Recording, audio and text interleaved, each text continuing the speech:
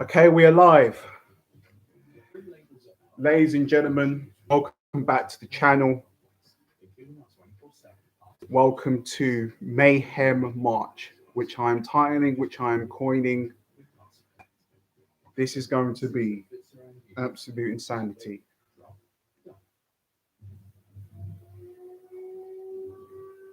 Ladies and gentlemen, welcome. Leave your thoughts. Who have you got? Jan Blachowicz versus Israel Adesanya in this light heavyweight bout. Let me know who have you got. And to the one person that is here, make sure you leave a like on this video. Helps the channel out.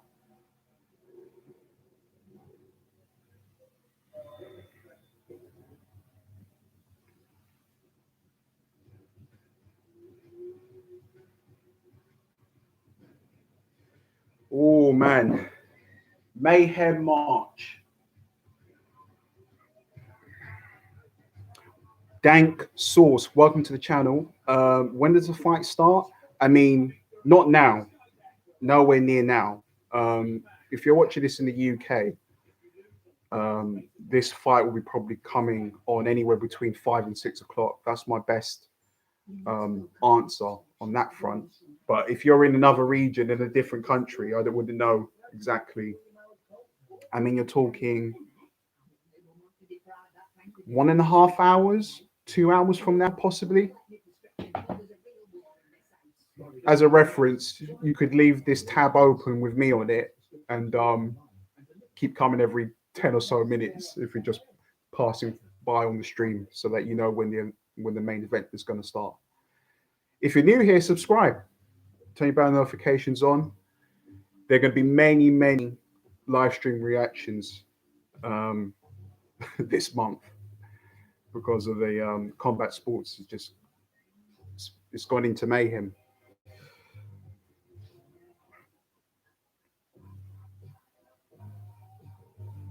Okay.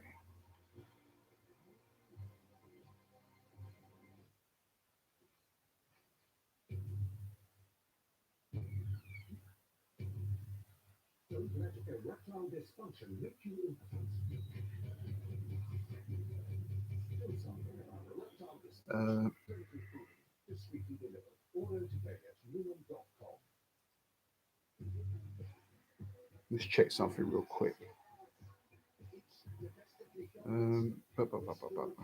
The next bout that we've got coming on is, I believe, Islam Makhachev versus Drew Dober. So that should be entertaining.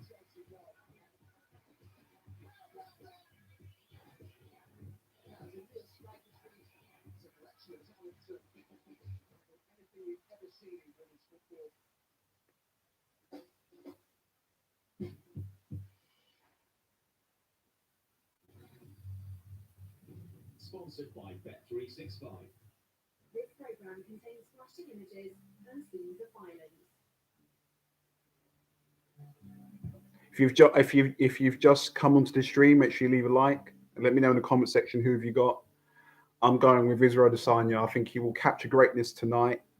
I just think the level of precision that he has is, it's a hard thing to deal with. And yes, you could very much say Jan, with his power, could play a factor into the fight. But here's the thing with Adesanya. Not many people understand that he's had over 80 kickboxing bouts. He's pretty much a dictionary of information when it comes to striking. He's and on top of that, think about the amount of rounds sparring, and it's quite formidable. And then on the flip side, I was like the casual fan that I am. I went and looked into Jan Blachowicz's resume and his record, and he's done a lot of jiu-jitsu tournaments. So for on his side, he's knowledgeable in that department of fighting. So very interesting. I'm gonna wait for more of you to drop by, and I will share with you all of my thoughts.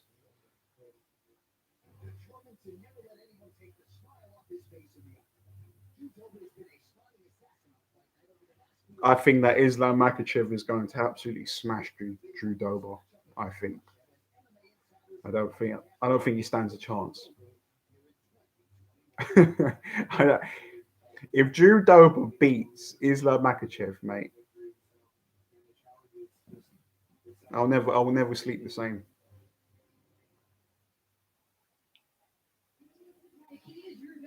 Stranded procedure, ladies and gentlemen.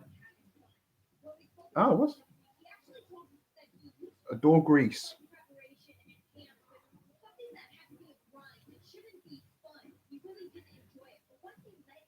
Man, you never know with YouTube nowadays, man. Anything with marketing words or whatever the crap it is on here, that could be the end for you. So YouTube, don't copyright claim me because I put up a mug in my video.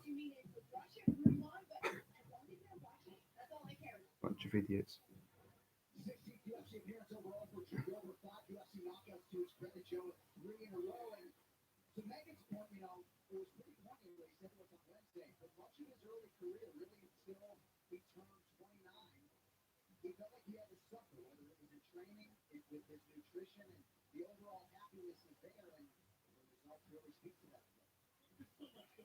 This is how we do it.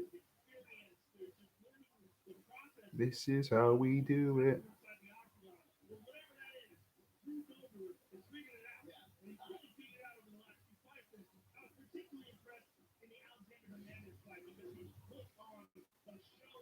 Ladies and gentlemen, welcome to the stream. Don't be afraid. I don't bite. I can't jump through my laptop and chop you in your Adam's apple. Just let me know your thoughts in the live comment and let's have a discussion. Who have you got, Israel Adesanya or Jan Blachowicz?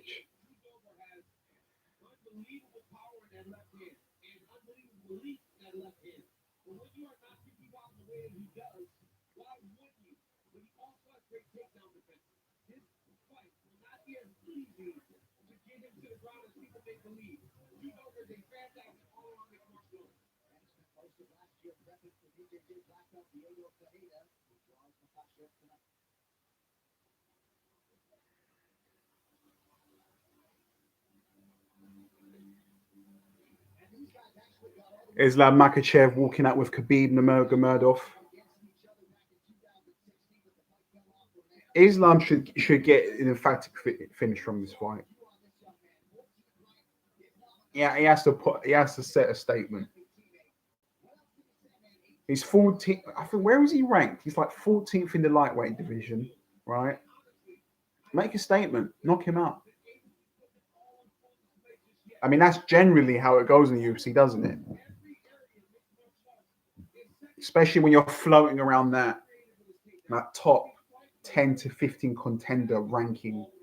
And then, you see these fighters get a couple of knockouts, and before you know it, they start pushing the top 5 of the. I just noticed that with the UFC, at any given moment, any fighter could just pull out. Whether they're the champion, the contender, these guys are constantly getting injured. I mean, the ratio as to how you mixed martial artists get injured to, I'd say, a sport like boxing, it's completely night and day. The ratio for mixed martial arts is a lot higher. So if you can, and if it's possible, and you're fit and you're ready, and you're like in the top 15, and there's like a pay-per-view bout or a fight night event that needs a fighter to be filled in on that spot, and you're ready, and you go out there, you knock the guy out, you become the topic of the conversation. So very easily, I mean, look at Hazmat Shemaev. He just broke into being top 15, and he managed to get a fight with Leon Edwards. But now we know, due to his health, and the long lasting after effects of the beer bug, um, of the virus. I can't say the actual virus because YouTube is very sketchy with people saying that. You know, you see content creators say it in their video and they get claimed for some shit, or so that's why I'm not referencing in this video. But you guys know what I'm on about. Um, but yeah, man, I just wish him a speedy recovery, man, because when that guy came onto the scene, he was lighting it up, man. When he knocked out Gerald Mearshart in like it was a couple of seconds, like 15 seconds with that straight right hand, and he folded like a deck chair. I couldn't believe my eyes. You know, I hope he'll be back. He for the time being, he needs, you know, he needs to get his health back in check and so on and so forth. But you know, there's a lot of docile idiot fans out there that are saying, "Oh, you know, he chickened out and he didn't want to fight and this and that." Man, like with this whole pandemic thing, there's so many, so many. You know, there's like this domino effect when somebody's affected by it, and then you have to quarantine, and then you know, I don't know, people might have money troubles, and then that person can't see this person, and then they're in a predicament, and then it. I mean, honestly, some of the own experiences that I've had with friends and family, and you know what everyone's been going through, it's just it's crazy, you know. So I mean, you know, what I'm trying to say is, who knows, apart from Shemaev getting over what he has, you know, what other factors are playing in that are throwing him off.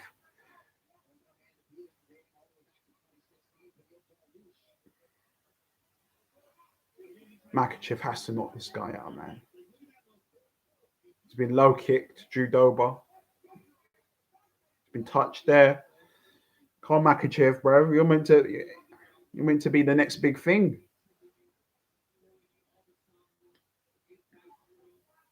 I mean, that is some pressure, isn't it? Oh, look, he's wrestling. He's grabbed him. He's on the floor. Give him the Dagestani handcuff. Ground and pound him.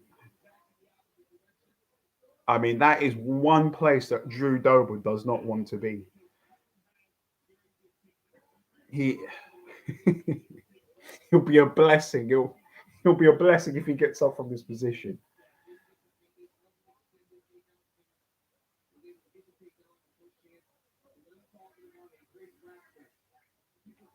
He looks to be dealing with it at the moment, you know. But if Makachev is wrestling with you for, let's say, it's not 3 rounds, it's 5 rounds, he's wrestling you like that. That's a long night, boy.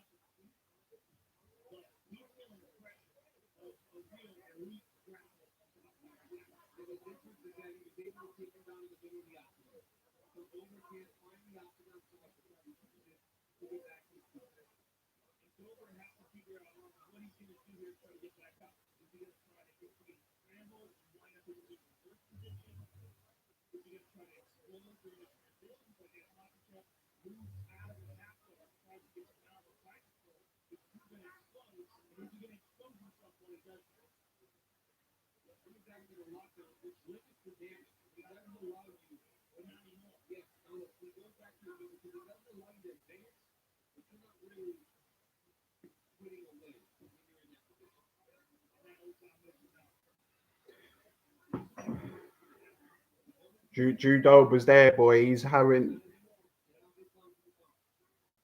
He don't know. He don't know what to do in that position, does he?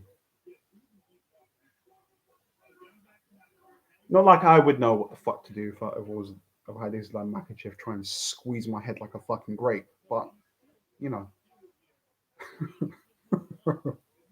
you know, I would know what the, I would know what to do. No, I'd be dead in a matter of seconds.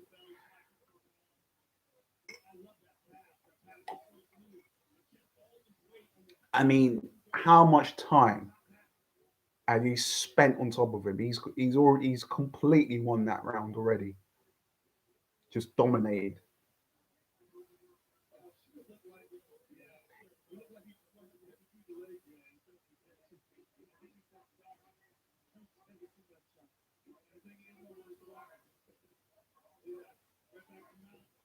Trying to submit him.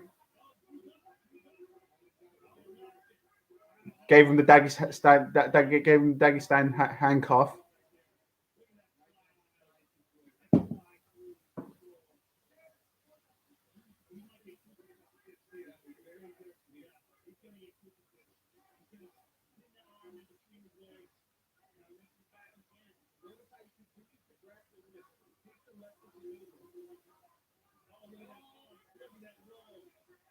Oh, it could be over. He's cranking that arm. Could be.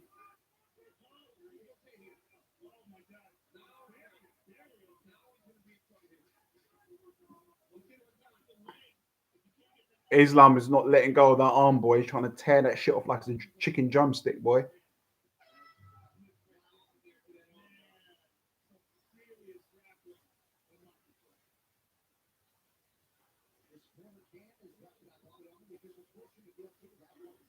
All right, let's just check something. Checking.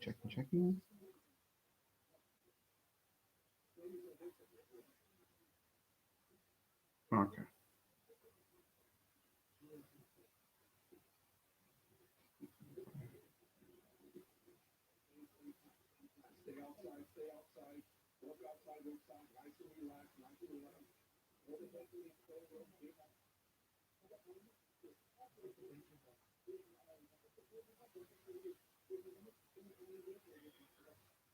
After this, boy oh boy, 3 title fights just on the back to back, boy. Man, Dana White's a madman. Dana White is a madman.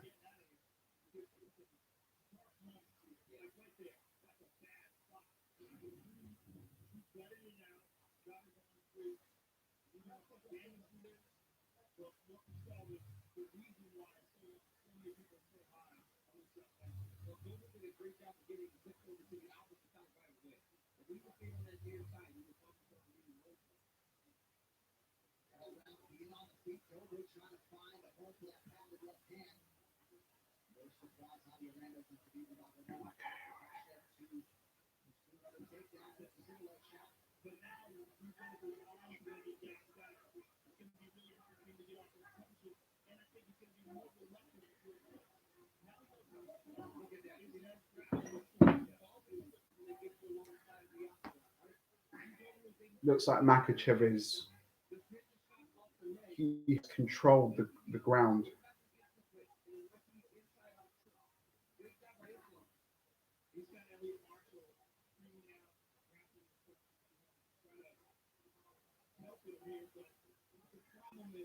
Maybe Drew Dober can do an Ezekiel choke or something, you know, like Olenek, the bad man Olenek.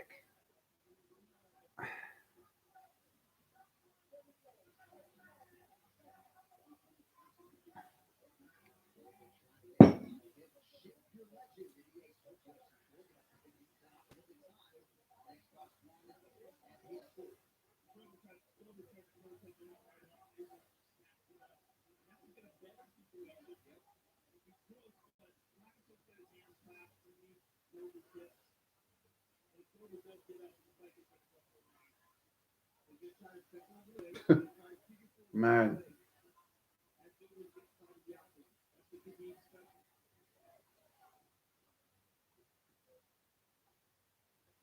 I mean, even it's like it's like even if Makachev doesn't even get a submission or he doesn't pound this guy's face, the amount of ground time that he's controlled, you know, he does that for every round he wins, you know.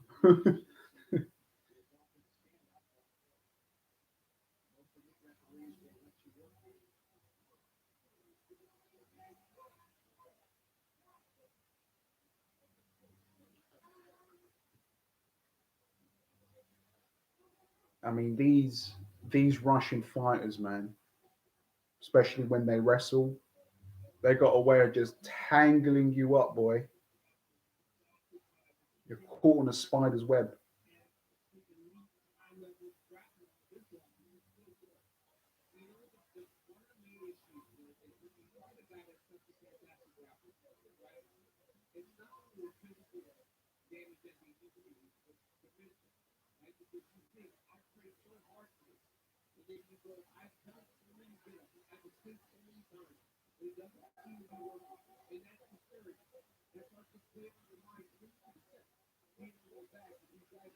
It's interesting because with Khabib on many accounts he said that you get fighters that make the transition into the UFC and their first base is wrestling, but then he said most of the time because they get caught with the romance of the UFC, with all the extra add-ons and the fight night bonuses and this and that. And Khabib has said, these they come in and they try to be too extravagant, meaning that they want to strike now, they want to kick, and try and overnight be this knockout artist when their first ever base was wrestling. And in his words, he says to a lot of his fighters, work on what you're good at first, and then everything else can come into play, you know. And that's what we saw with Khabib. He, his wrestling and his ground and pound was second to none. It was so it was so good, you know.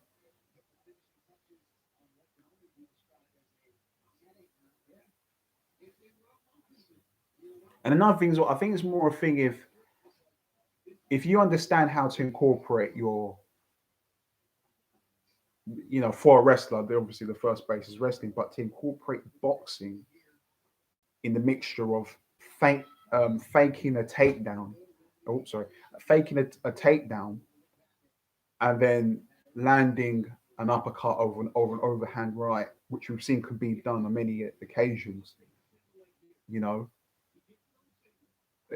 that I feel like that foundation for a fighter, the combination of boxing and wrestling, is always the most strongest because you can make your opponent mentally tired.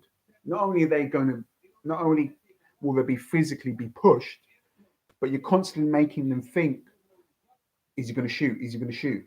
You know, and then if you're clever like Khabib and you know you fake a takedown and throw an uppercut, or you let your hands go, it's like, oh shit, you know. So it makes them think, oh my god, not only is their wrestling superior, they've got good hands as well. We saw that with Conor McGregor, you know. But to do that combination, it takes a couple of years to pull off and really hone.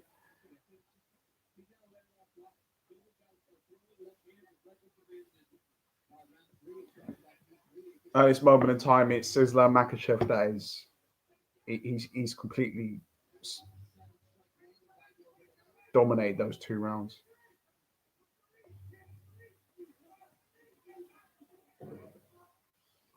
Too strong, like I predicted.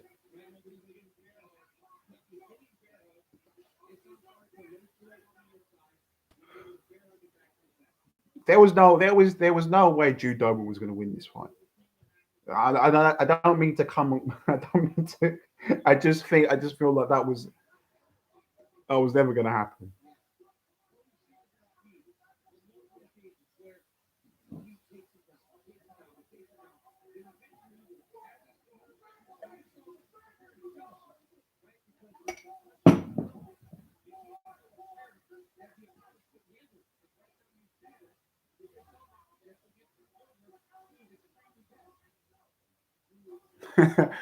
Isaac Chamberlain, Makachev is the type of guy you see in your nightmares. Tweet Steve-O. Steve-O called Islam one top three heavyweights in the world. Now I'm a believer. Team Khabib, yeah, said he was a top three. But at the same time, Doe was not ranked. If he was doing this to a top 10 contender, like, yeah, all right, okay. We know. Oh, he's tapped. He's choked him. Oh, shit. It's over. Islam Makachev getting it done. Smashed, submitted, game over, son. It was like a side submission. I gotta see that one again. That was amazing. Choked him.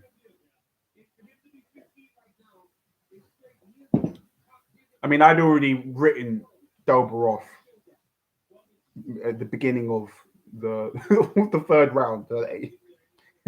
Either way, whether it's going to be decision or he was going to lose.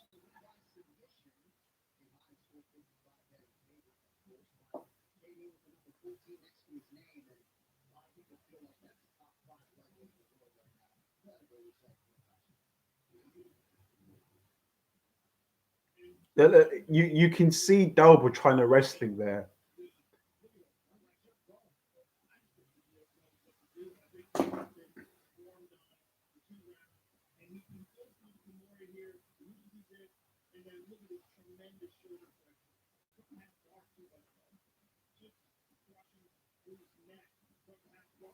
He choked him with his shoulder, man.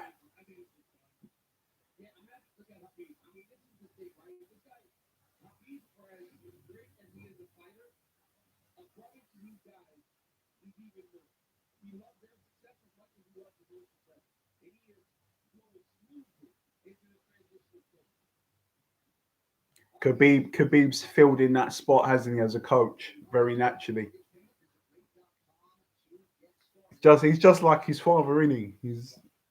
It's in his blood. He has to be there for his family, his friends. You know,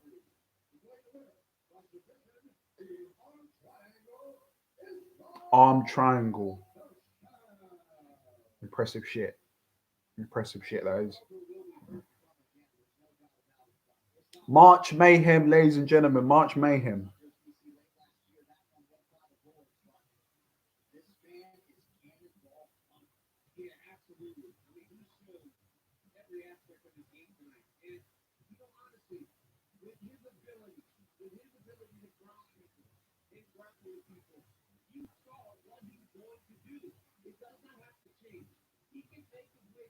I'm trying to see.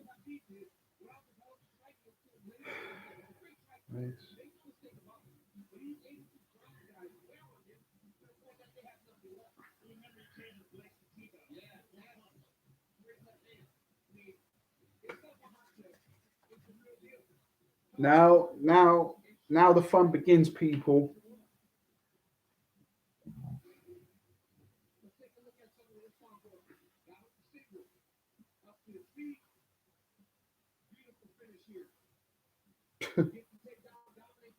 He drowned him, man.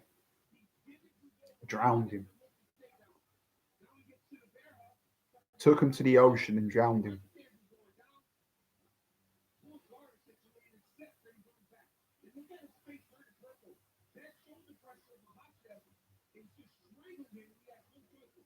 That is crazy, man.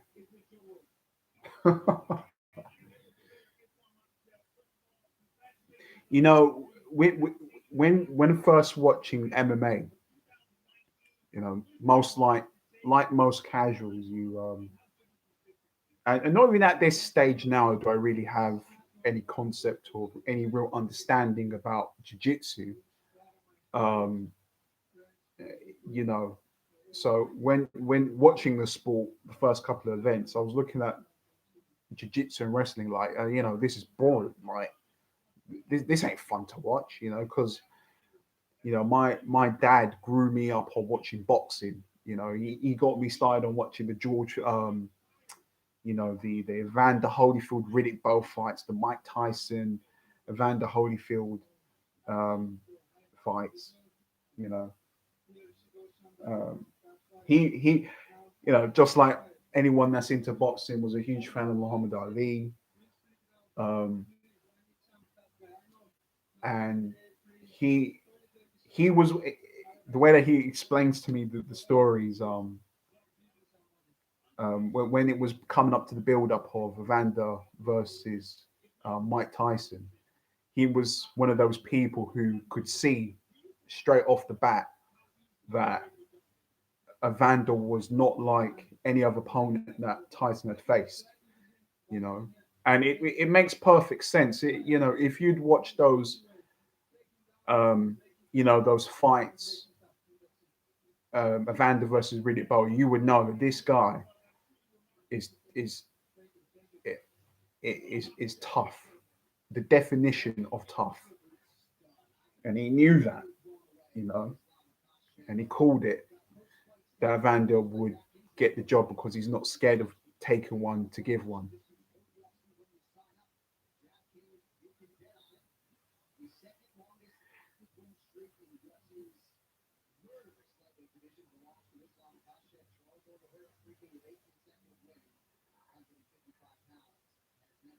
I mean, that's good, man.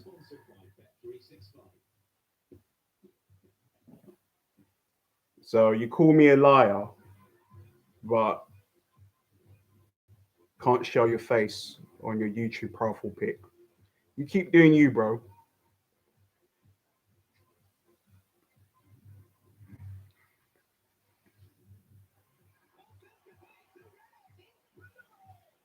Imagine chatting shit.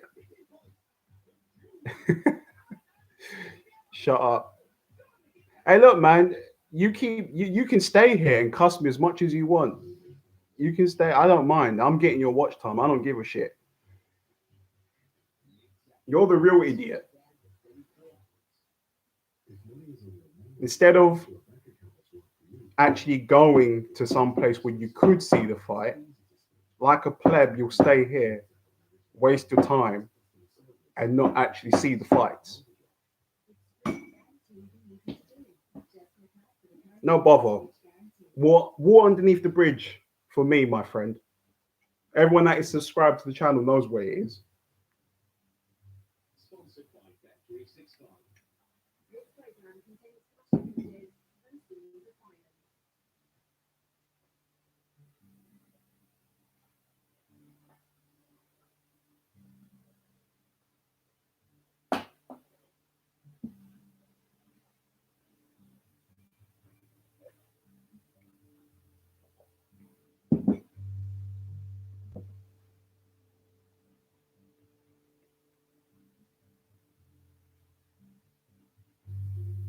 What's going on here?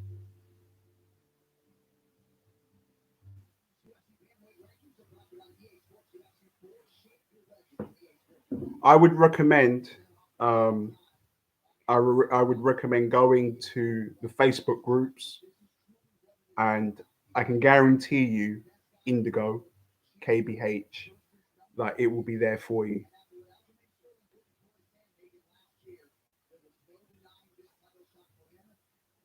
Oh man, I'm flattered. Thank you for calling me a nerd. It's a lot better than getting called a liar. Said something nice.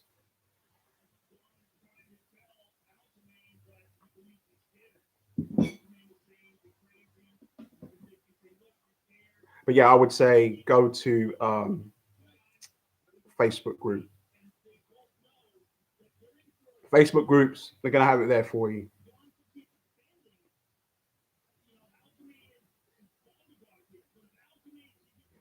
I mean, generally, if you just type in the um, Jan Blachowicz versus Israel Adesanya somewhere in a group, somewhere affiliated with the UFC, it's gonna be there.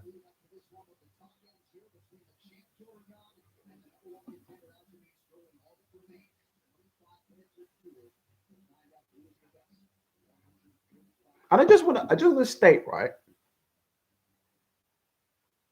on the thumbnail, I don't say that it's the actual pay-per-view. I can't believe how stupid people are. On the front of the thumbnail, it says live stream reaction. Reaction. What part of it do you not understand?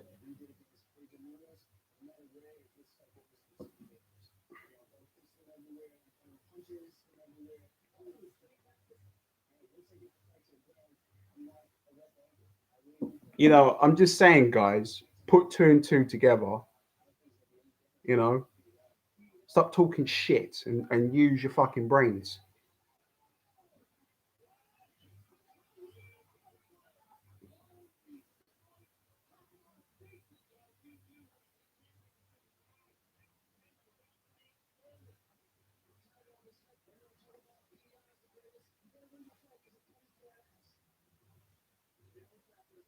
Oh, come on, man. You can do better than that, man.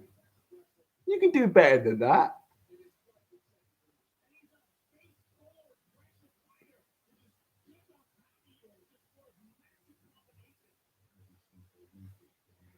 You know what, man? I think you should keep talking because you're making a real ass of yourself right now. On the, you should keep talking.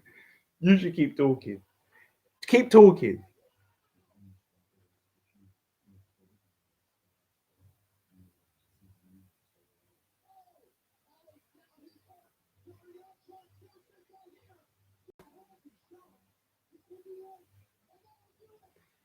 bruv. It's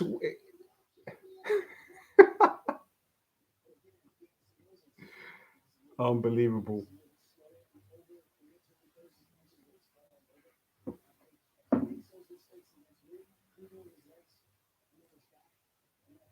So you're telling me it doesn't say reaction on my thumbnail.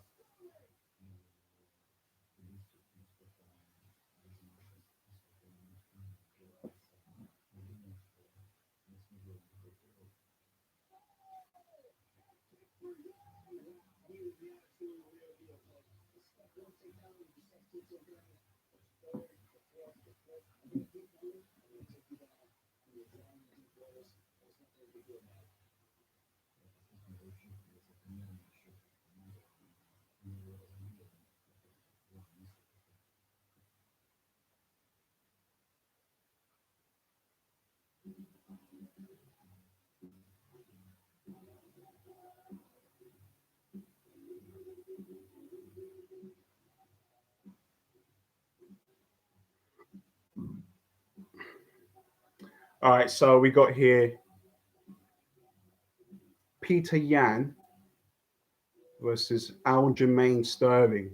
My head is telling me Peter Yan. My heart wants Sterling to do, wants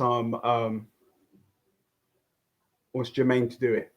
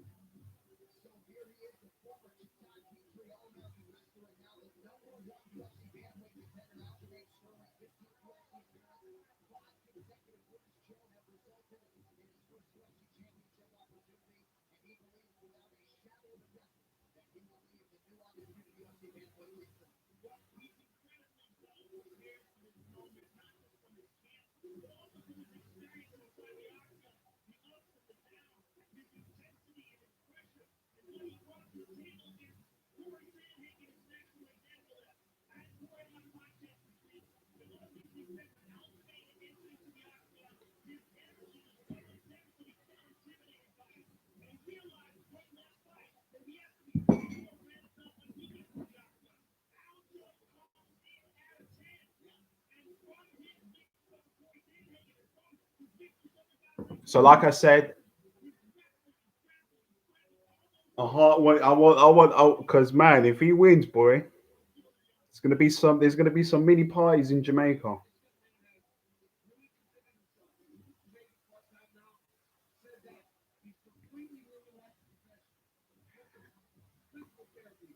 I just feel like the style of Peter Yan's boxing. When do they fight? Okay, good question. 1:30. 1:30, no. Wait, so if this bout's on now, is it? It's going to be 3 rounds again, isn't it? So 15.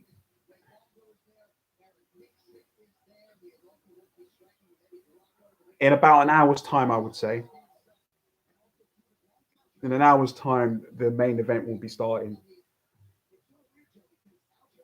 In between an hour, I would say an hour and 90 minutes. If you are new here on the channel, please make sure that you subscribe, turn your bell notifications on. All throughout Mayhem March, there will be streams, live reactions coming to you, and more face-to-face discussions about these great bouts that the UFC are going to be putting on. I'll also be doing reaction to boxing for the rematch of Alexander Povetkin versus Dinian White, Francis Ngannou, Stipe Miocic. If you're new here, subscribe, turn the bell notifications on. It's going to be brilliant. I can't wait. So much to look forward to in this month.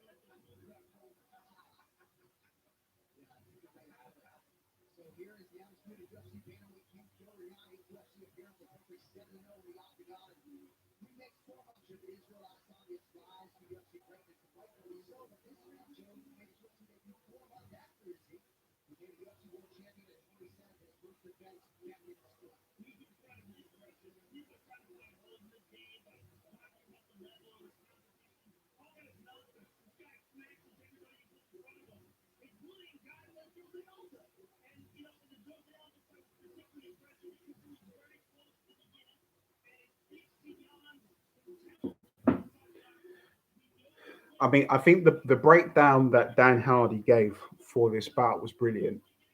Um, you know, Peter Yan is a switcher. He's constantly shifting his weight on both his legs onto his punches, which are generating more power every time he moves forward. It's a um, it's very boxing orientated. Um, it's interesting because I always generally think that someone that adopts the boxing style, when they fight someone that kicks, someone with a taekwondo or Muay Thai background,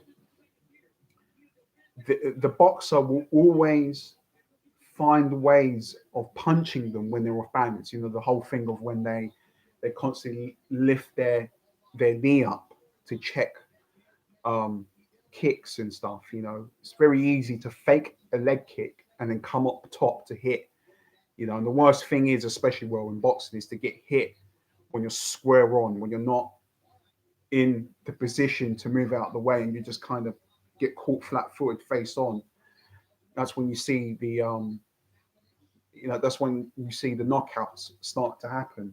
And you see it all the time with Anthony Joshua. Anthony Joshua purposely waits for people, waits for his opponent for 1 millisecond to be square on, and that is the precise moment of when AJ will land the right hand right down the middle, bang, and then you know it's pretty much the end is near, and that's the same style that Yan um, has. Well, one of the same fundamentals he has in his striking. But the way that Dan Hardy put it was because Peter's constantly shifting and switching his stance. Because Sterling likes to use kicks, it can be very easy for Sterling to throw a kick whilst Peter Yan is shifting, and that would be when Peter gets caught So there's a lot to go by on this fight.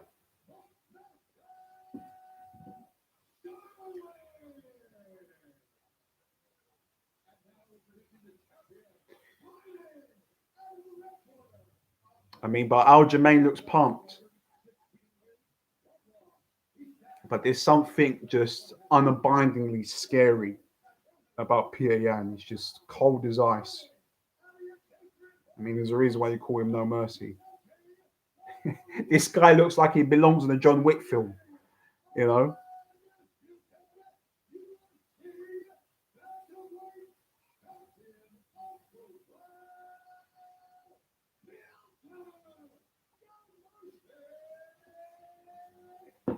Leave a like on the stream if you're enjoying. Helps the channel out.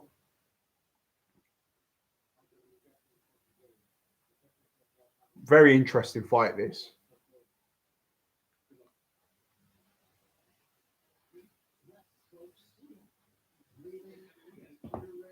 From here on in, it's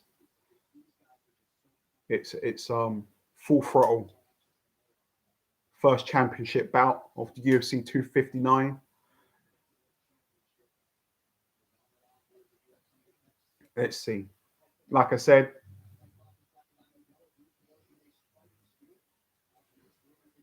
I mean that would generally be one of the, you know, if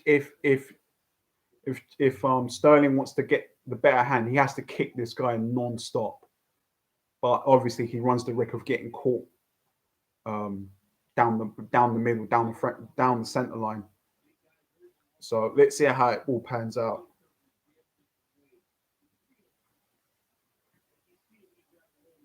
You can see Yan trying. He's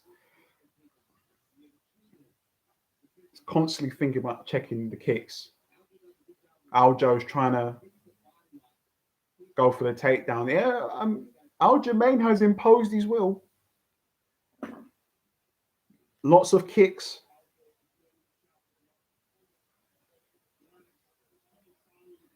Oh, caught him. Caught Yan, Peter.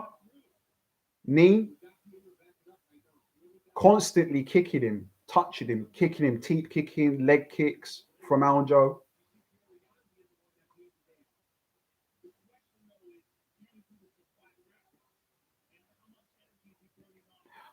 Oh well, sorry about that, guys. I got that all mixed up. This is going to be this is 5 rounds.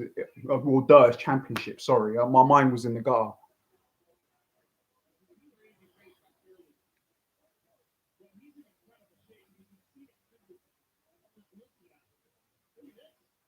Okay, good trip from Peter.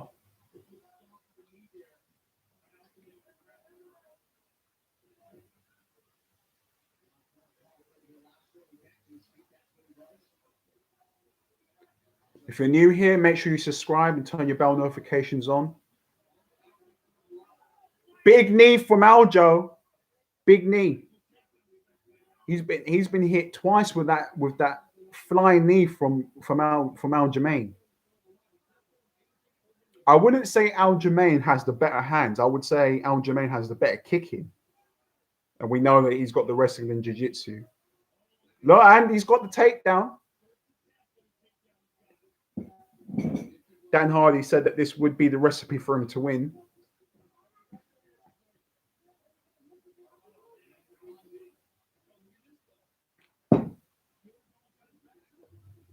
Oh man, Aljamain has put on the fucking heat, man.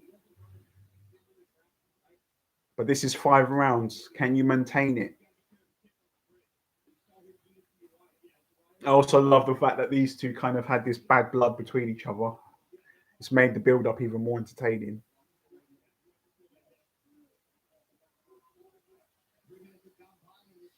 Big, like I said, what did I say? What did I say? Down the middle, down the pipe. They wait for you to be off balance, and that's when they fucking hit you. Come on, man. Put me in there. Make me a commentator. I know exactly how these guys fight, man. Bang, look. Big leg kick from Jan. This is going to be a war.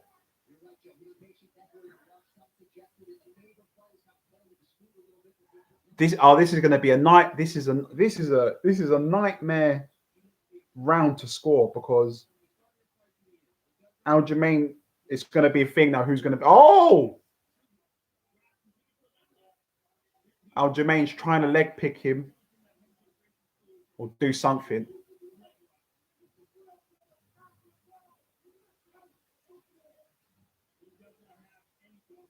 This fight can really can boil to who is more tough, who's really willing to dig deep into the trenches. They're both skilled. Wow, what a first! Still got 30 seconds to go in the first round. Takedown from Jan.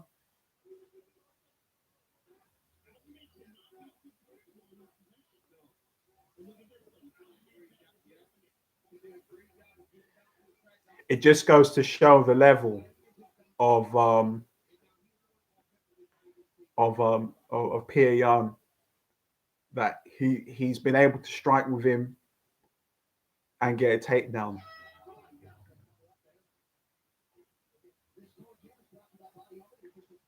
Good first round. Fucking hell, that was fireworks, man.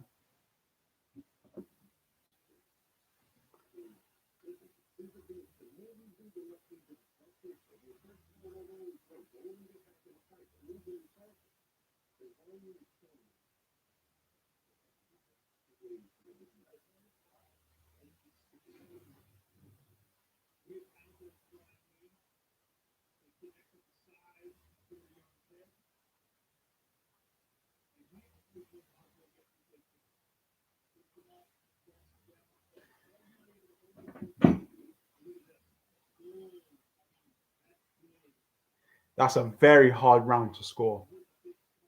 That's a hard round to score.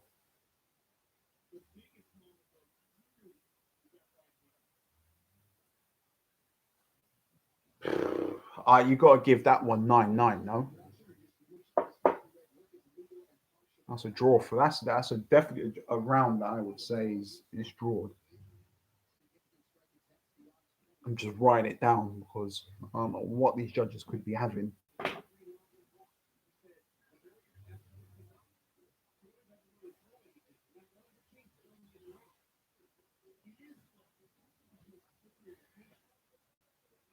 I mean, I think that I think Aljamain needs to mix it up a bit more with the leg kicks, the teep kicks, especially teep kicks and body kicks. I think that will be the recipe to stop the forward pressure of Pierre Jan. Oh, fucking axe kick from Pierre Jan. Jesus Christ. I love the UFC, man.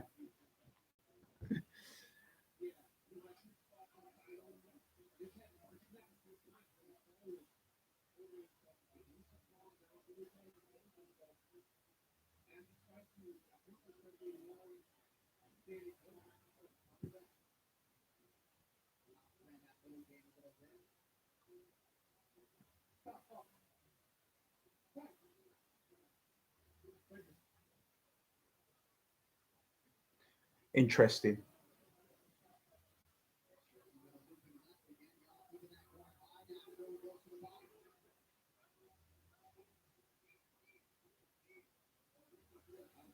This is Pierre Jan falls on top. I mean, this is very. This is the thing. This is the thing. It's always just when you think that there's nothing more to these Russian fighters, they just show you that they can mix it up, man.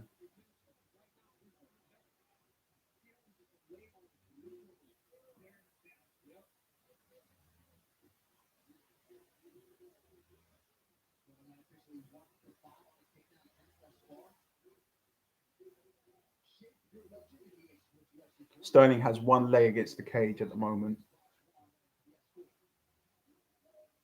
Pierre Jan is showing some good defense up against the cage.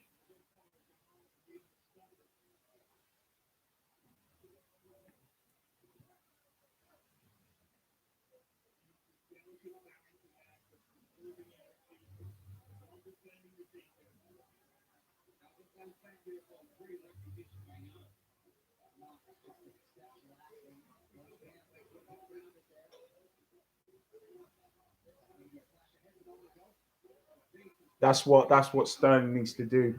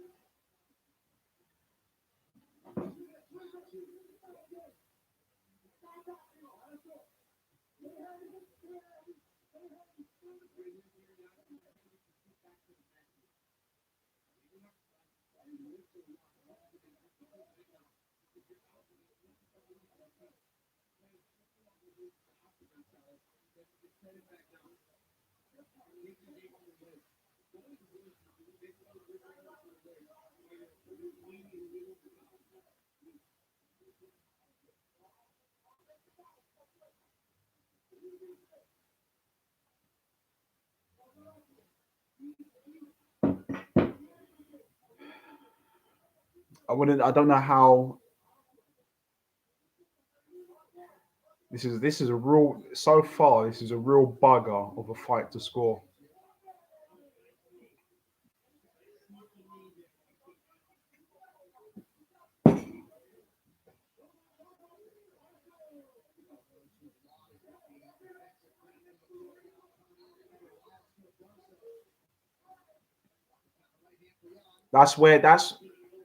That's where Aljamain does not want to be. Doesn't want to strike with Pierre Young.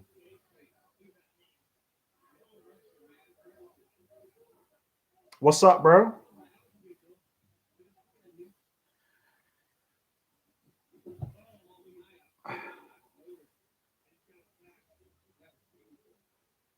Welcome, welcome. I really don't know how I would score this fight here.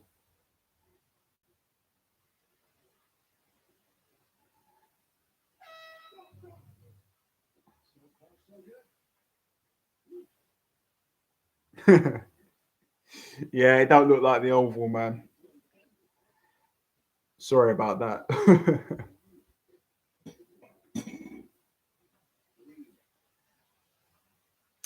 Do you know what? Since you're here, are we getting? Oh shit! Are we? From what I understand, are we getting a Justice League trailer tomorrow? Maz, are we getting a Justice League trailer tomorrow? Because that's what I heard. Well, after the official trailer, I heard people saying the next trailer will be coming 8th of March, the final trailer. I mean, you would know about this. We get mini trade. Yeah, I know that we've been getting the mini traders. I don't know. From the top of my head, I heard 8th of March would be the final trailer.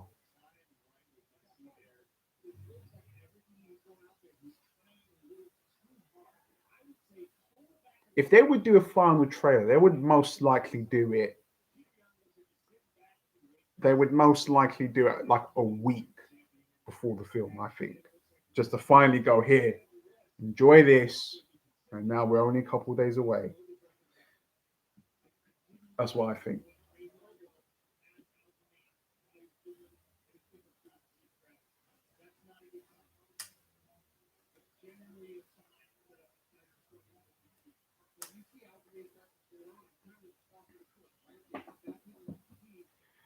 Leave a like on the stream, helps channel out.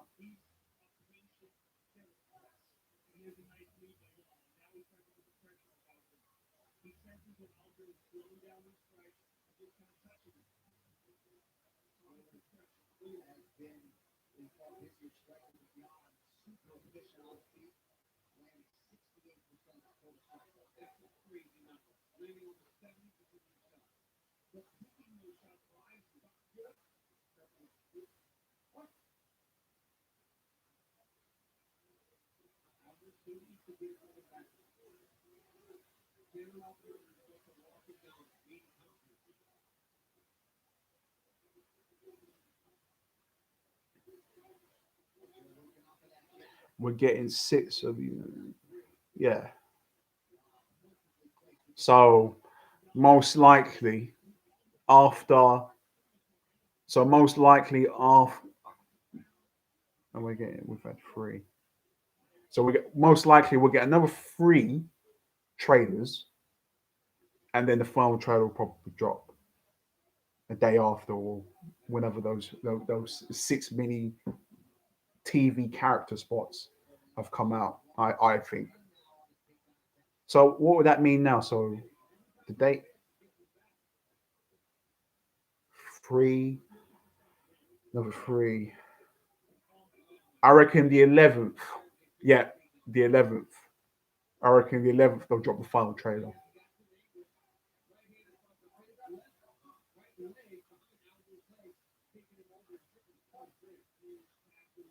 Looks like Peter. Oh, another big right hand over the top from Peter Yan.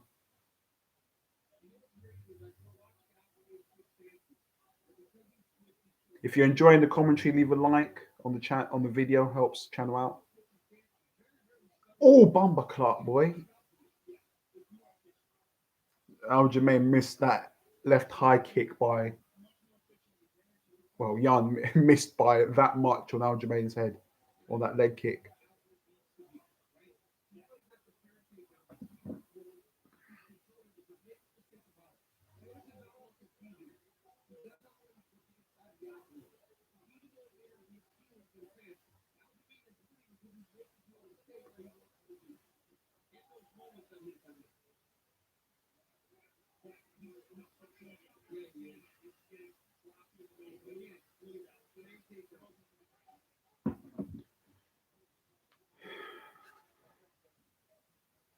Any of you are here that are subscribed to the channel, tomorrow I'll be dropping my One Division review for the series.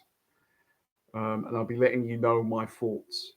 And to my subscribers that are, if you are subscribed to the channel, um, there's I intend on reviewing all of Zack Snyder's films in the build up to Zack Snyder's Justice League. So any subscribers I hear watching, you're in for a treat.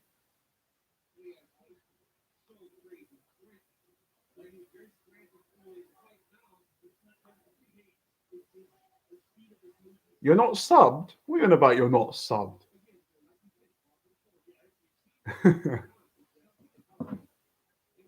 So what?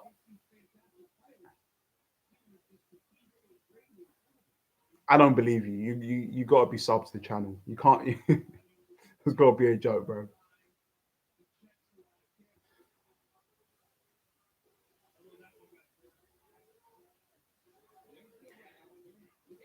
Maz, you know how I feel about Twitter, bro. I'm fucking scared of them people, man.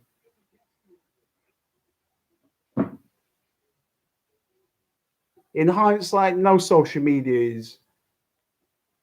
um, is too aesthetically looking these days, anyway.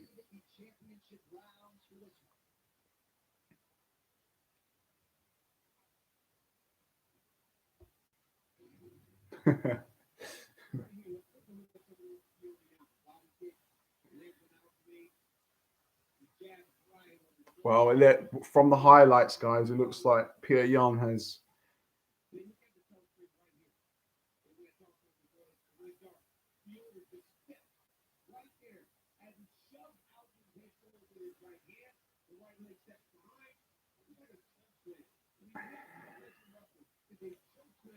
Yeah, I heard about that. Let me know how that goes.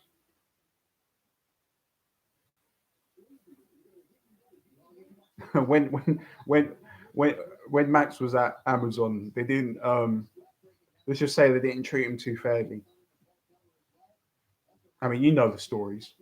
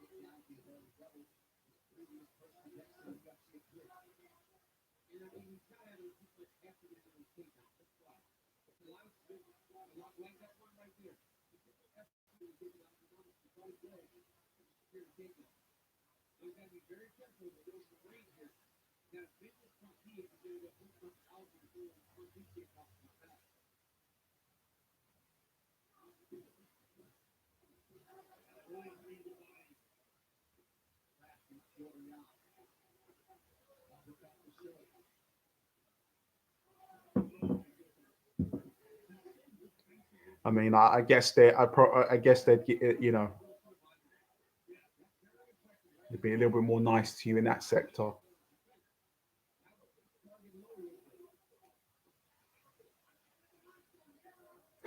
When Mats was doing the heavy duty, they weren't exactly nice, you know.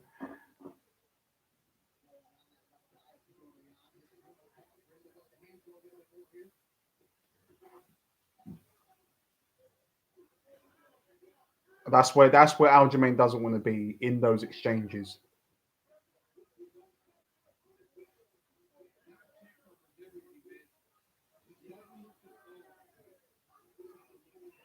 Peter Yan switched stances here. He's in a southpaw stance. That could be a trick. That could be a trick just to throw a power right hand.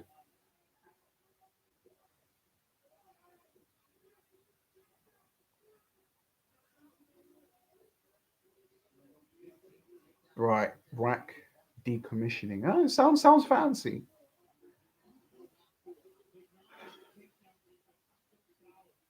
Well, if there's anyone that can do it, it's you, bro.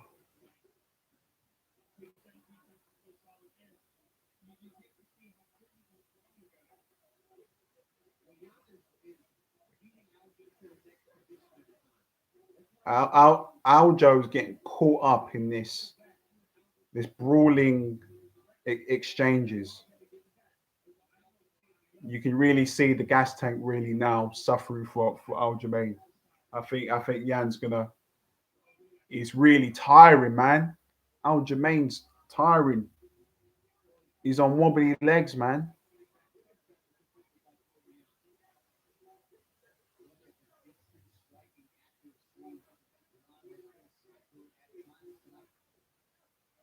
They're both quite tired. Big, big right left hand down the middle.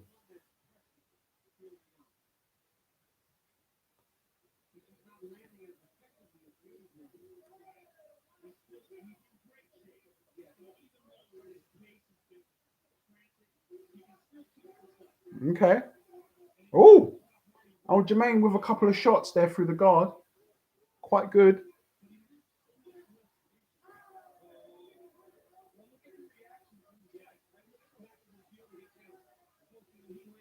Now that can't be good. Aljamain's turning his back now.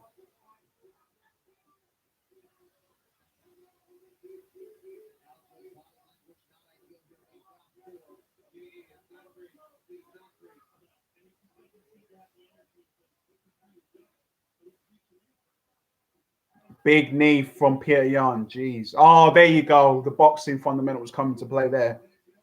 Jab and then right hand down the middle.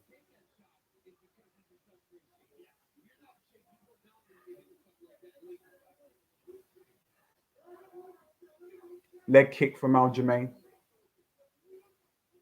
Whenever you see a fighter that goes like no, like they're not affected, you know it's all over for them. Well, you know that they're just psyching themselves up to stay in the fight. Oh,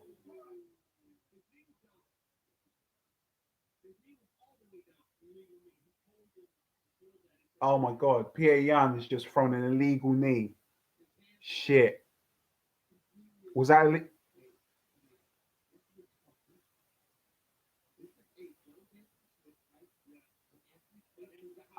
Oh shit!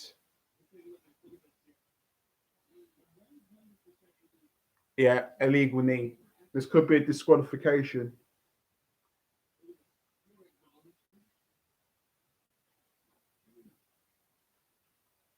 How does this work then? Both hands were, both of his hands were on the ground.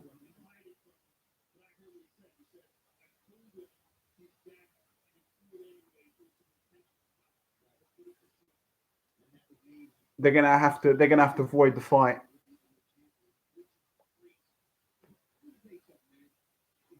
Ah, shit. That's not good, is it?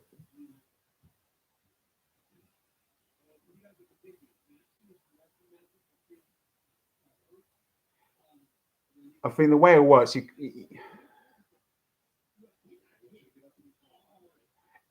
if I'm Aljamain, you're really losing the fight.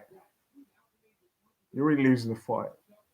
So, and he's thrown an illegal knee. I'd be pulling off an Eddie Guerrero, bro. That's what I'm saying.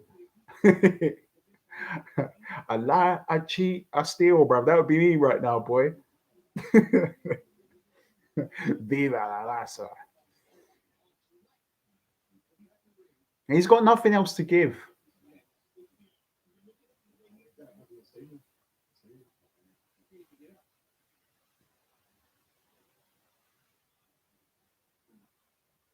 If he hasn't got up,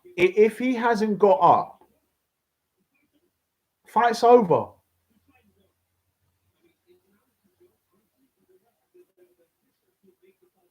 right, man. We'll catch up soon. Call it off, man. The guy can't get up. The guy cannot get up. What are you doing? He can't get up.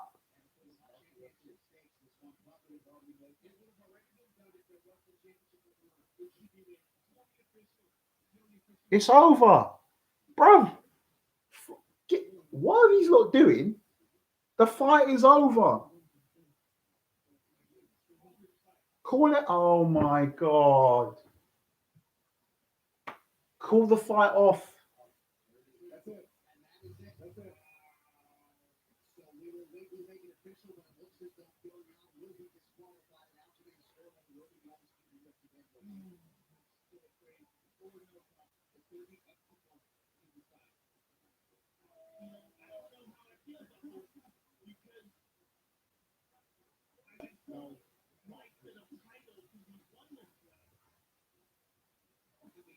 That's the sport. That's the sport. You can't disrespect the sport.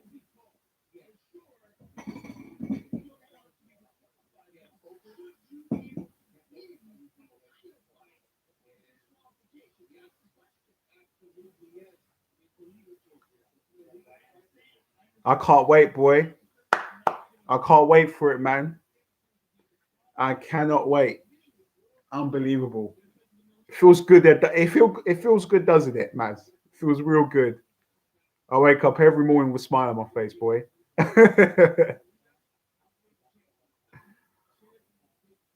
Yeah, we will.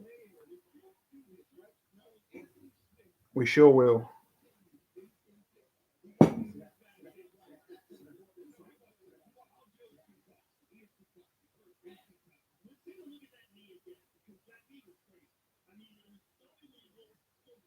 You're one of the founders, bro. Do you know what I'm gonna try and do?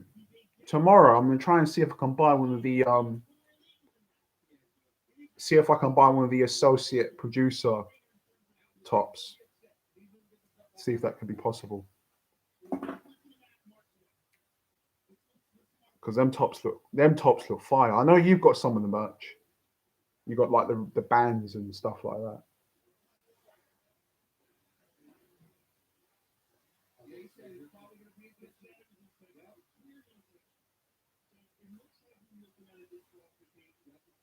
This is wild.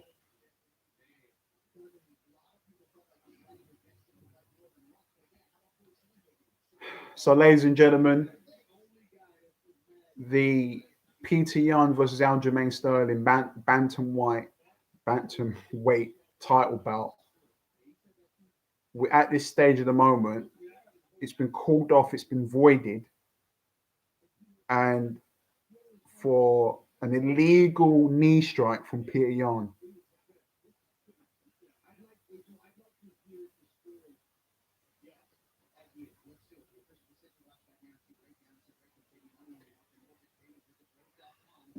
So we still don't know at this moment in time. Hold on, let's turn this up. at 4 minutes, 29 seconds of round number 4. Due to an intentional foul by Piel Durian, the winner by disqualification Is Aljamain Sterling. and new UFC Oh my God, look at his face. Unbelievable. Unbelievable. Oh, that. I don't think there's anything sweet about this. I think he probably feels like the title's illegitimate, if I had to guess. And I think he's furious that he got fouled that way. Look, he just threw the belt on the ground. No, look, Aljamain is a winner. He doesn't want to win a fight like that.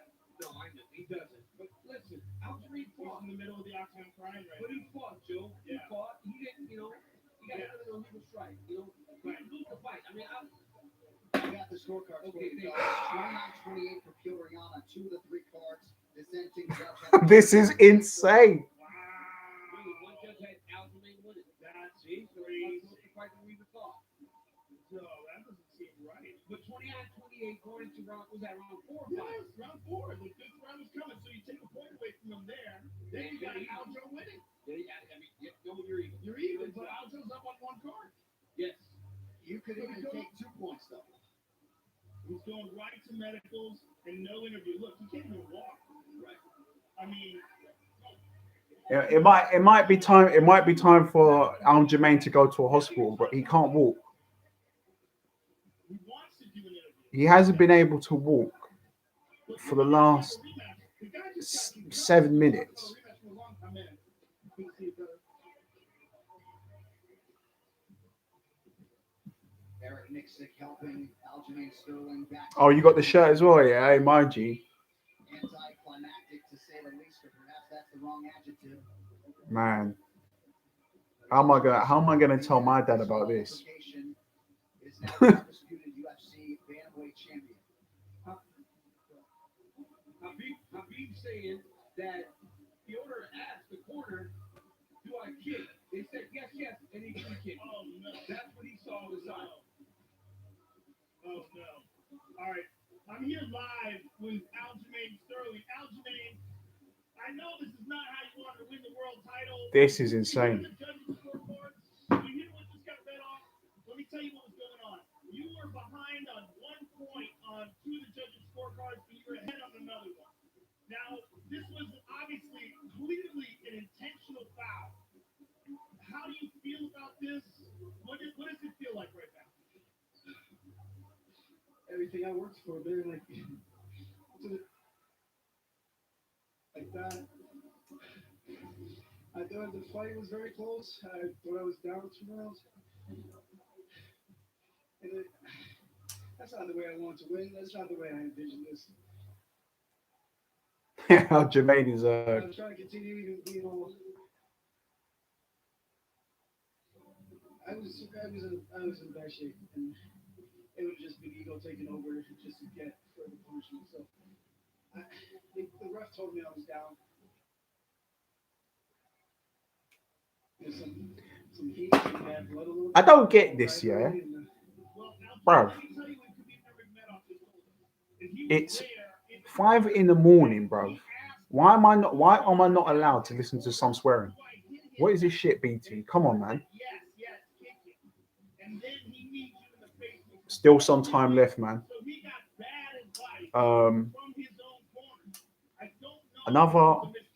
Possibly another hour at least.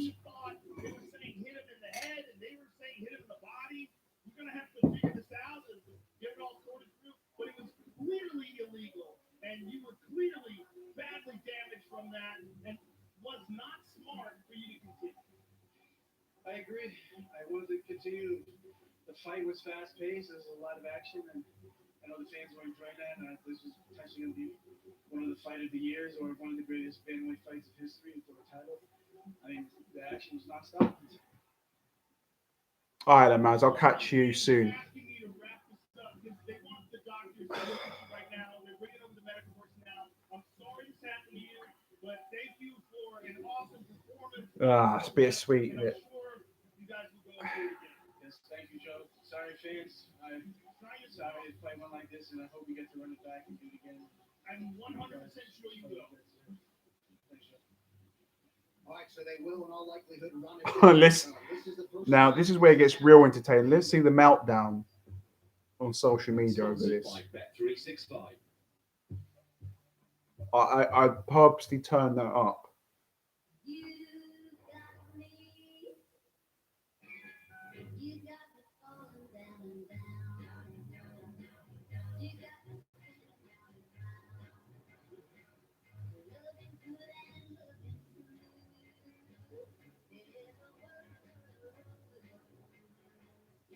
There's a world. This could have SUV family. He just find it ever nice.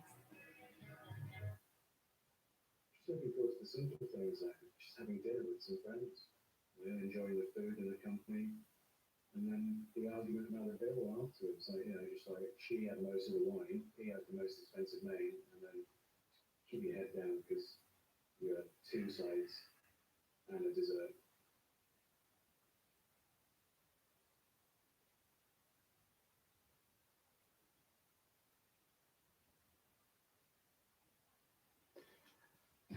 Who could have predicted that happening, man?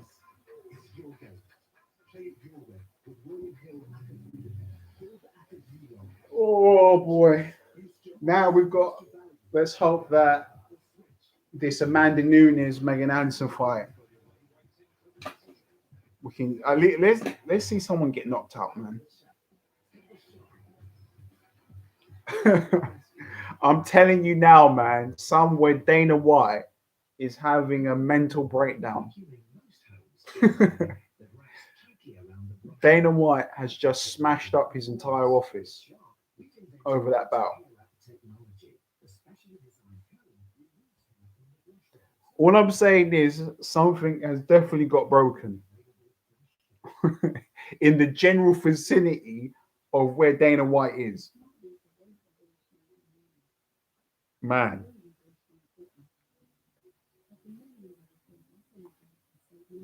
Right, let's just have a little scurry on the Instagram to see what people are saying. Well, what just happened.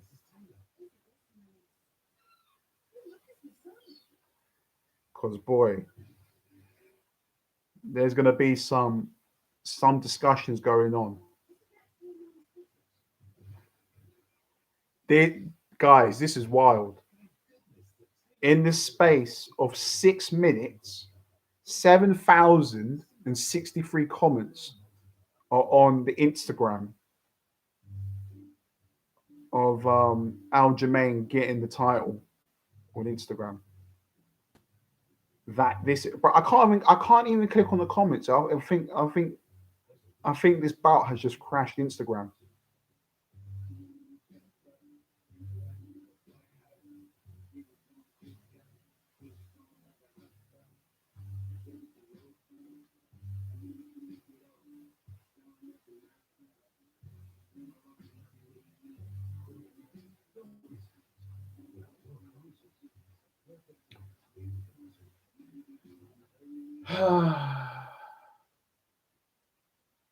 You can't disrespect the sport. It's like, Creed 2, when he got... What? Wait, hold a second. What happened in that first bout in the movie between... Did he kept the championship? Oh yeah, it was an illegal punch, but obviously everyone saw that he had lost the fight. Wow. Interesting. This program contains flashing images and scenes of violence.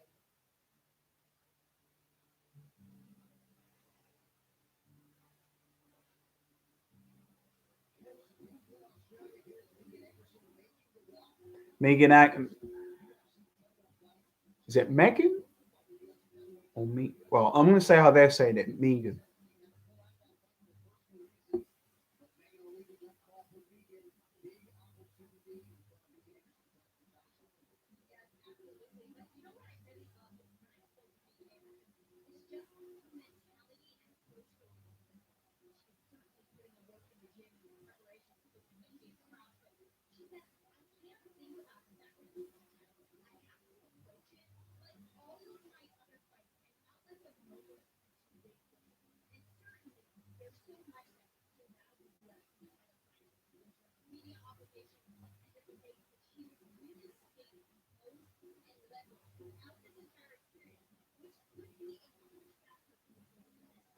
I would highly advise to anyone that's on the stream and watching at this moment in time to go onto the UFC's Instagram page and look at the most, well, um, with the caption due to an intentional foul, Funkmaster MMA is the new bantamweight champion.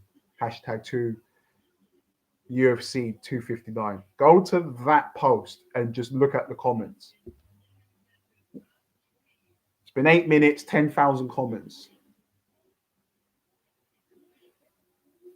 Interesting. Yeah, man,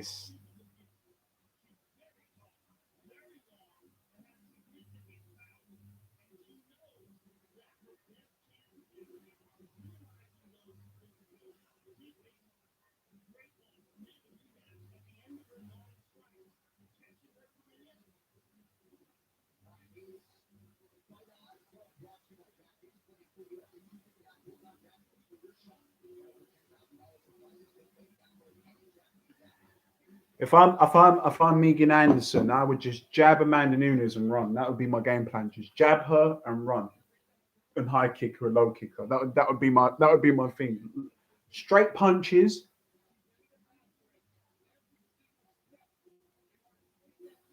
She's got the reach. Straight punches, and when she tries to come in, uppercut her. That's the game plan for me. If I'm Megan Anderson.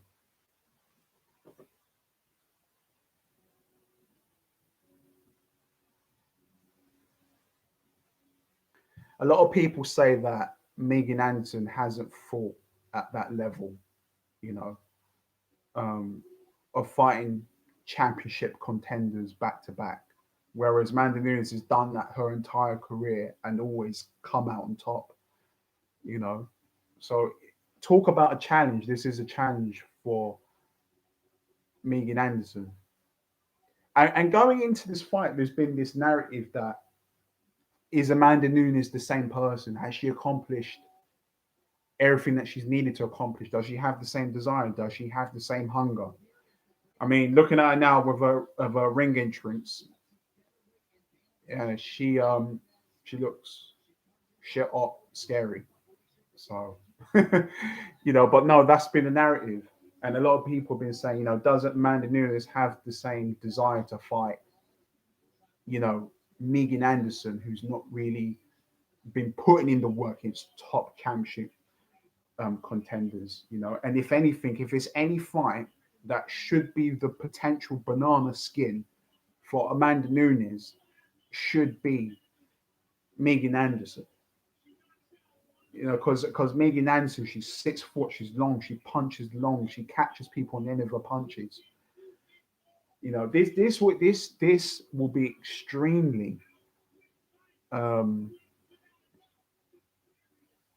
be extremely um, impressive if she dominates this fight.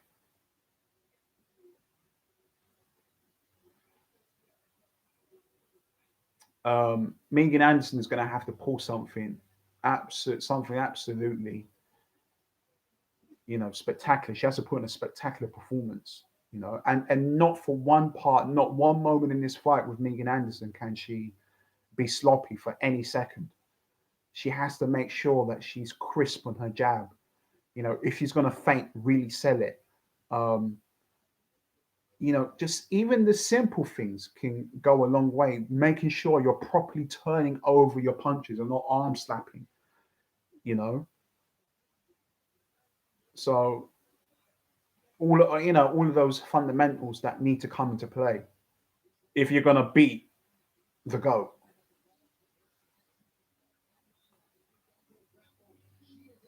It has to be a simply spectacular performance from Anderson. And like I said, if I'm her, kicker from long distance, teep kicker from long distance, jab her, you've got the reach, jab and run.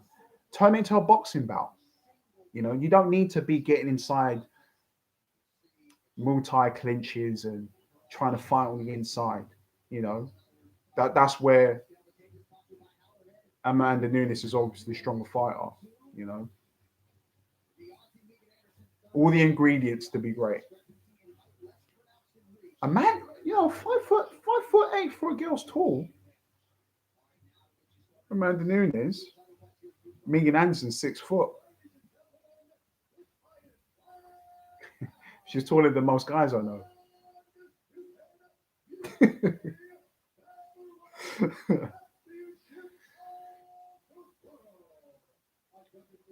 I'm 6'4", so I'm blessed.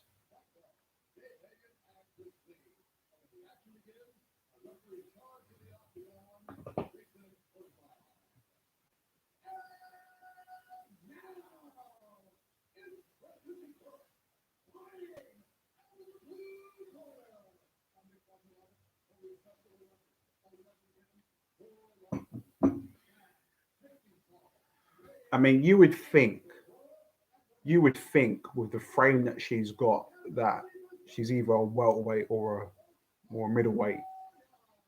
I mean, on the night she probably is close to that weight.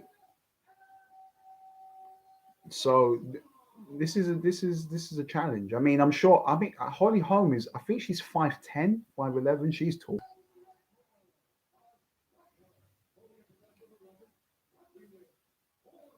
Let's see what Amanda has in store for us.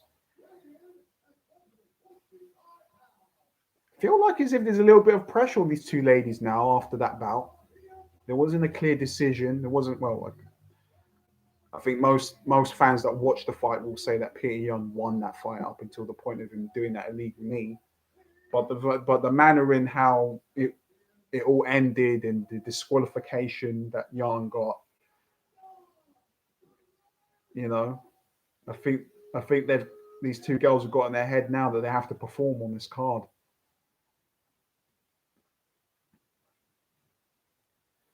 Please, no, the powers that be, please no more crappy, you know, banana skins and crap coming into this bout now.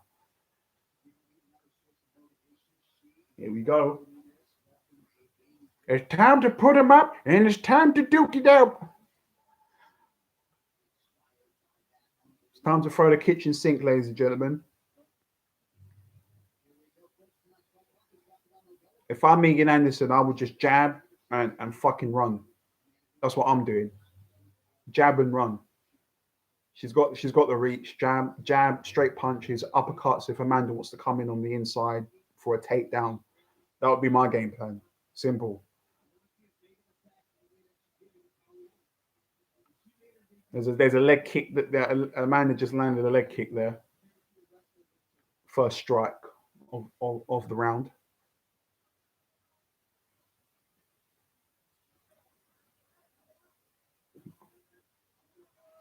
A good kick with the other hand for Amanda Nunes. Amanda Nunes is letting her know, like, yeah, look, this is championship level now.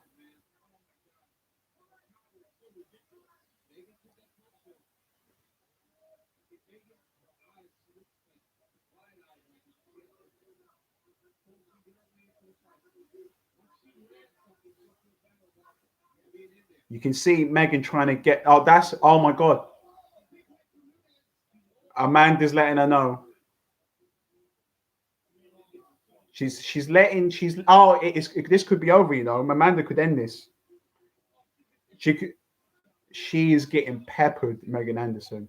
It could be over. She's getting peppered. Ground and pound.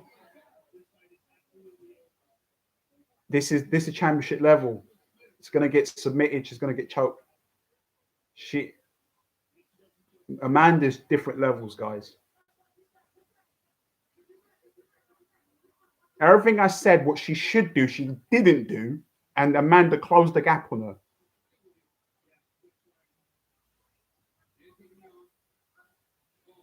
I just think Amanda's just too strong. She's gonna get submitted here. It's over, done. That woman is one of the best fucking fighters I've ever seen in my entire fucking life. She is a force to be reckoned with. Force to be reckoned with. Close the distance, and then that was it. The toughness of that woman, man. And do you know what though? Look, as I said just before this bout come on, she's not had. I mean, my outset, I always thought Amanda was going to win this fight. I just said that for Megan, if I'm her, I'm leg kicking her, I'm jabbing her, and you know, and I'm making it a boxing bout, and I'm running. I'm jabbing and I'm running. That's what my game plan would have been. I mean, look, that's exactly where Megan Anderson is there. You're the taller fighter, and you wanna pop the jab. That's not where you want to be. You have no space to move. There's no space. You can't move. And Amanda knows if she closes the gap and lets her hands go and involves her wrestling and jiu-jitsu, it's all over. It's the same thing that we saw with Conor McGregor when Poirier closed the gap. McGregor needs that space to do pull counters and get his offense. So once you close that distance, he doesn't have those tools at his expense to use against his opponents. And Amanda knew the quicker she closes the gap, the quicker she can get the win. I don't think anyone in the UFC is going to beat her.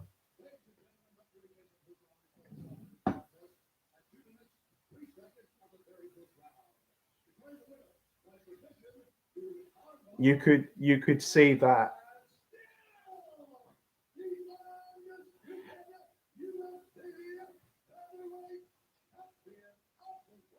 The thing is, especially with a Peter Yan Aljamain fight, you can see that Aljamain has more fundamentals in his game. He can, he's got the leg kicks. He's got the leg kicks. He's got the jiu-jitsu if he needs to rely on that, and he's wrestling, right? But then at the same time, there comes this point in combat sports that you can have all of those things, but if you don't have the heart or the desire, forget about it. You'll lose. If you don't like the feeling of getting hit, if you don't actually embrace that chaos, right, you'll fold under that pressure, And and going into this fight with Amanda and Megan, Megan has not been at that level where she's fighting these top contenders back to back and beating them. She was just not at that level. That's a cute baby, look. Oh, bless him.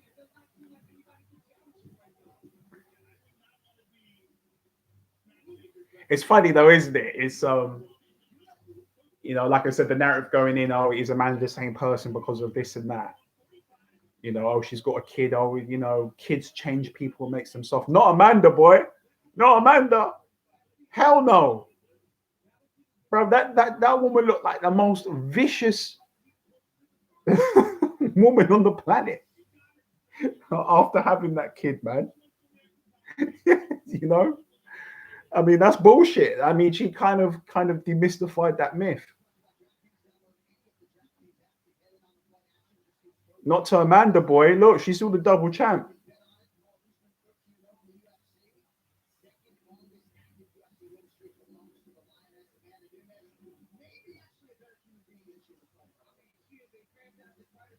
It's quite baffling though, really, with Amanda's punching style, because I could only really tell you that she's got a good jab and a good right hand, but at the same time, she does that so well, and she lands those punches consecutively on her opponents all the time. Now, when have we really seen Amanda like open up with like hooks and then like mixing up with uppercuts? We don't really see that from her. I think it's her ability to close that gap and move. She's like lightning. What a fighter, man! That's the GOAT. That is the greatest female fighter of all time. Of all time, of all time. It doesn't matter, like if you want to talk about the conversation of boxing, forget boxing, forget it.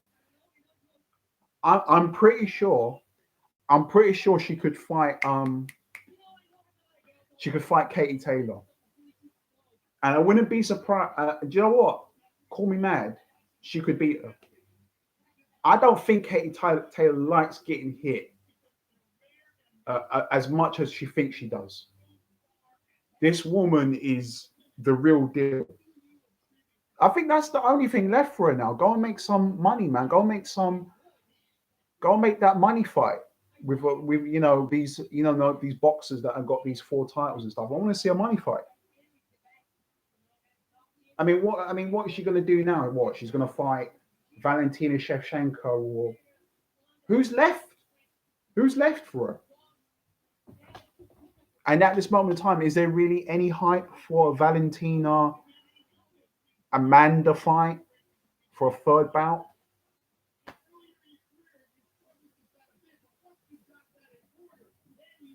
mean, what do you guys think? Do you think that Amanda should be fighting Valentina Shevchenko a third time?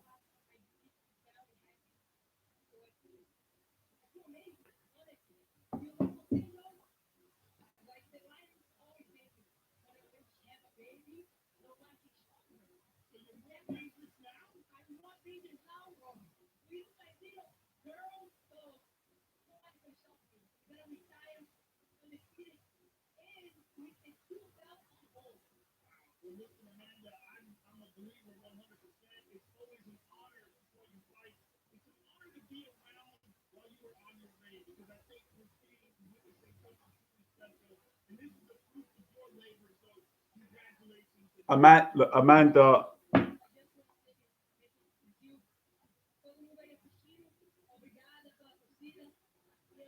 Man, Brazil boy, that bro, there must be parties going on now, boy.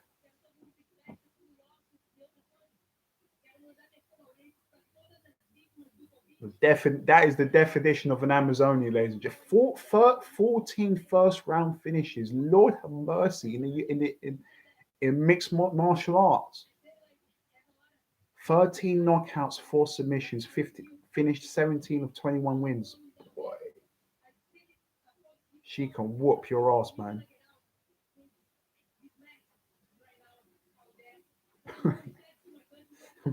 we all know she could, we all know, but at the level that she's at, she could fight a man. Let's just say it. Yeah, she could fight a man and give a good account of herself and probably win. She's that good.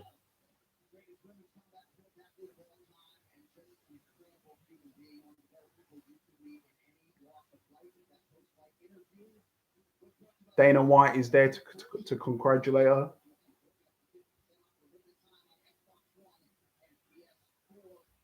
That there is the female Mike Tyson.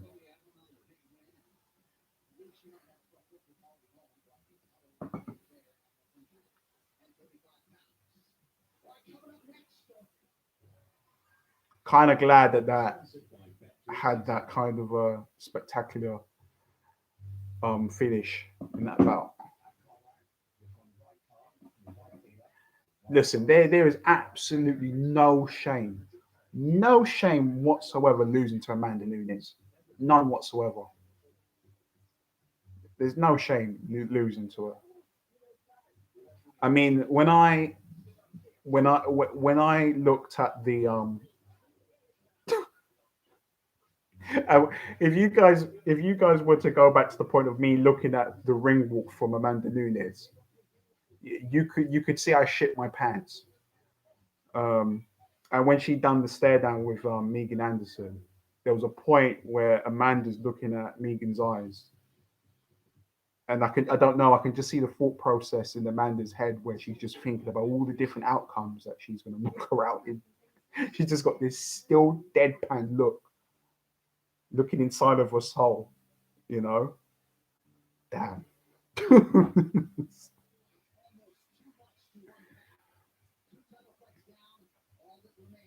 If you get put in a room with Amanda Nunes and you have to fight her, just strangle yourself. It's the best outcome for you. Uh, so we got Blachowicz versus Adesanya in our light heavyweight bout. The main cream of the crop that everyone is here for.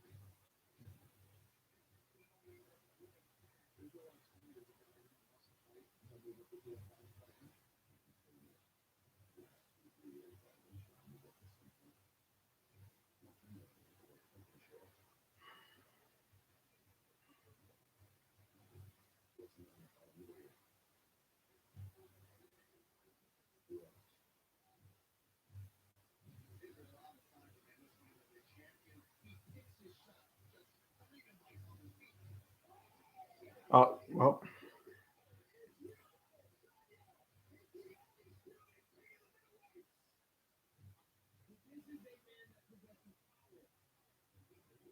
very nice.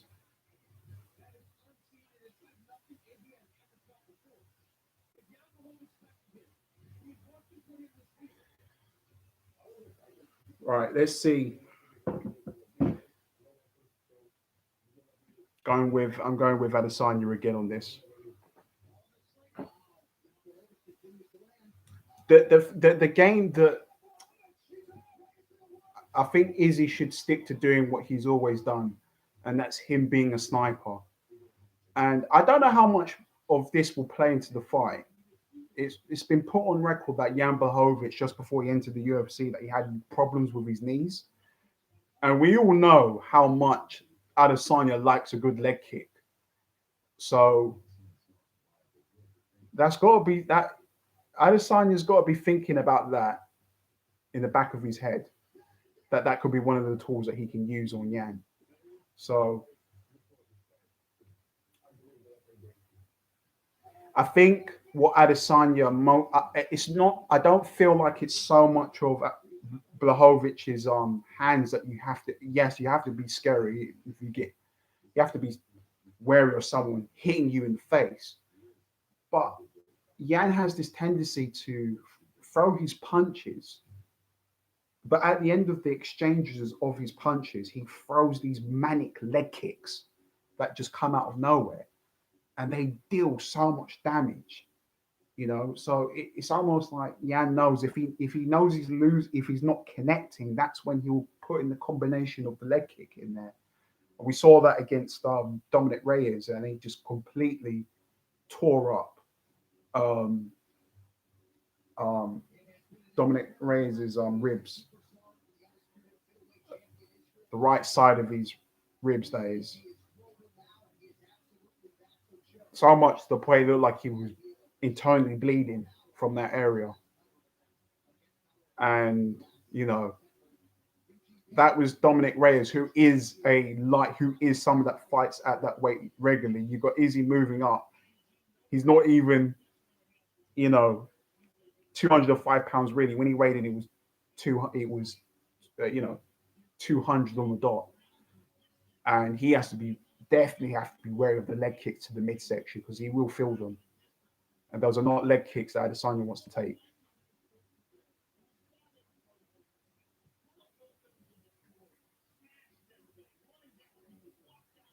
Adesanya has to do what he's always done to all of his opponents: just set the traps up, get the read on his opponent like he always does, with the feints, really selling the feints so he gets the mental picture of where his opponent's head is and where the tendencies are. And then once he understands where your tendency is, that will be the moment where he then does kick you or punches you, and he's got a mental read of where your head positioning is. There's no one else that does that better than Adesanya. And I also think from the get-go, Adesanya has to land sharp leg kicks to kind of disable the movement of Yan a little bit.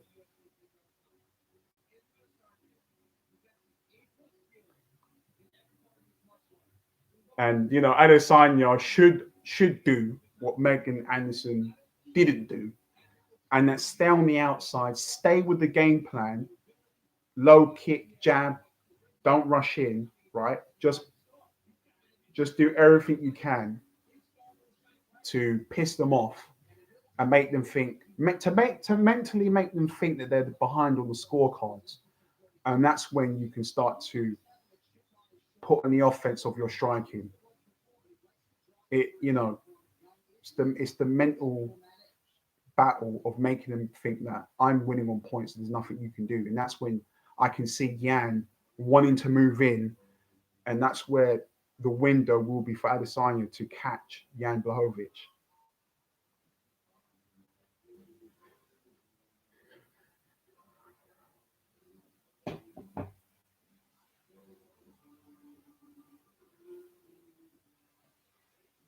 But if you're Yan, that is part of the game plan to close the distance. He has to close it. He might be the bigger man, but he's shorter. He's naturally on Fight Night going to weigh more, and he has to utilize his wrestling, utilize his jiu-jitsu, and somehow find a way of winning this fight on the ground. I believe. I don't know. Sure, Yan has that power and he can catch Adesanya, but Adesanya is going to do everything he possibly can to not get hit. But then you have to ask yourself the question of, when Yan can't use his power and he can't do that, an element of his game is gone. Then he has to then start thinking, right, I need to get ground time. I need to utilize ground and pound. I need to utilize my jiu-jitsu, try to submit him, try to smash him. That would be, if I'm Jan Blachowicz's team, that would be my game plan. But I just think that the way that Adesanya gets the mental read on his opponents, he can pick it up so quickly on what their tendencies are, and especially with striking.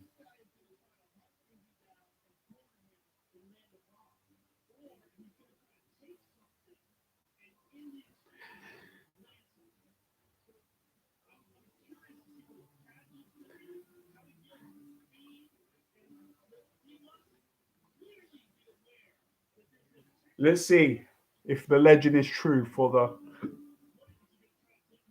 I liked what Jan Blachowicz said in the interview with BT Sport. He said, when you become a father, you hit twice as hard. I thought that was quite good. So shows the mindset that he's in.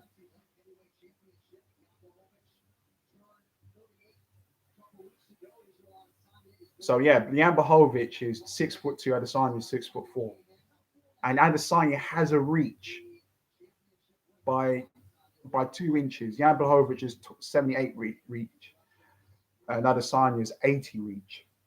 So perfect fundamentals for Adesanya to pick off Jan from a distance.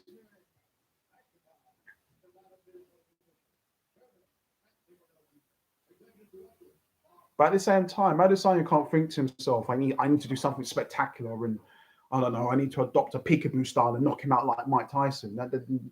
No, don't do that. Yeah, you will lose. So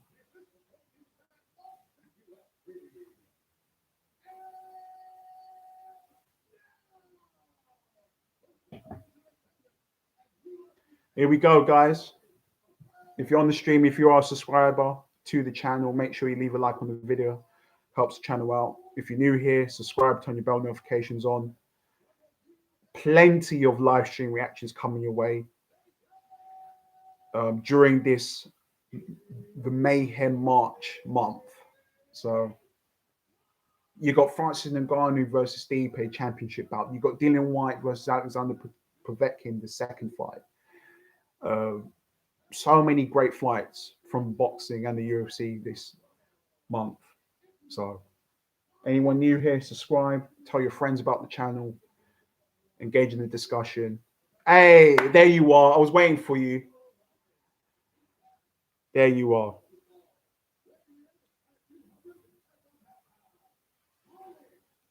There you are, Kevin. I was looking for you, man. I was waiting for you. Now you're here. Adesanya looks cool as a cucumber. Who are you going with, Kevin? Who have you got for this fight?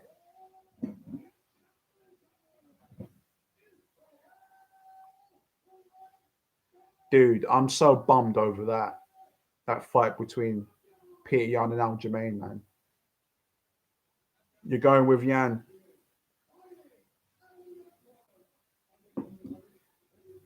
I'm going, because I am the Adesanya fanboy, I'm going with Adesanya.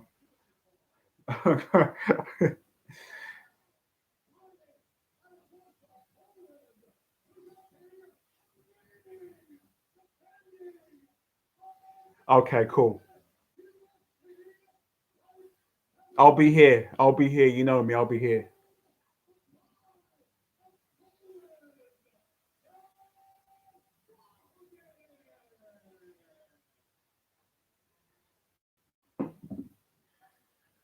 All right, it's time to clap them cheeks and not the cheeks that you're thinking about. Let's do this. All right then. you'll probably hear me in the background. I got the scorecard ready for this bout. Didn't need a scorecard for the Amanda Nunes Megan Anderson fight. Ended pretty quickly in spectacular fashion for Amanda Nunes. Just another day in the office for her. All right, here we go.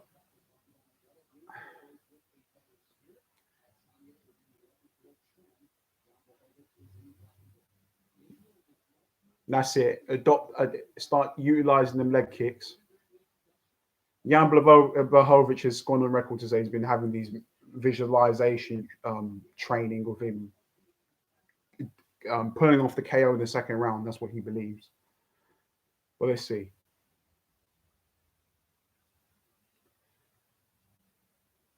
You can just hear a pin drop. That was really weird.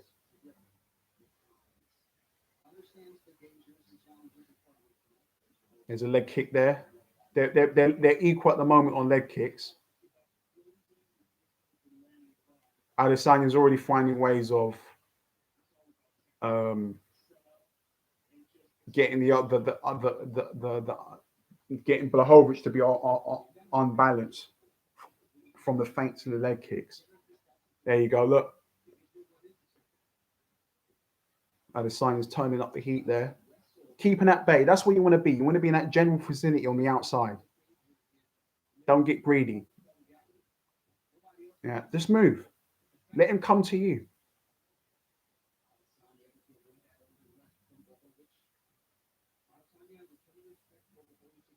That's it. Yeah, and Adesanya's got a very good jab. That's it. Just stay on that general, that range. That's the range you want to be. That's where you want to be using your tools. That's it. Just stay there.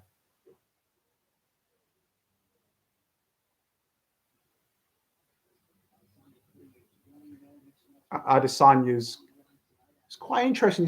He's adopted a southpaw stance, and he's just touching the lead hand, the jab of Yan, making sure he's not utilizing it. Adesanya is adopting this. He's constantly switching between stances. Quite interesting. That's a good jab to the body from Yan. Leg kick from Yan again. Left straight from Adesanya down the pipe. Yan landed twice, and then Adesanya came back with 3 shots. That's it. Adesanya wants to keep peppering from that range. Oh, good leg kick there from Blachowicz. He did say that that's a shot he believes that he can land on Adesanya. If I'm Adesanya, I would keep that hand where it is at the moment, close to his head, because that's what Yan wants to do. He wants, for some reason, he wants to land that left high kick.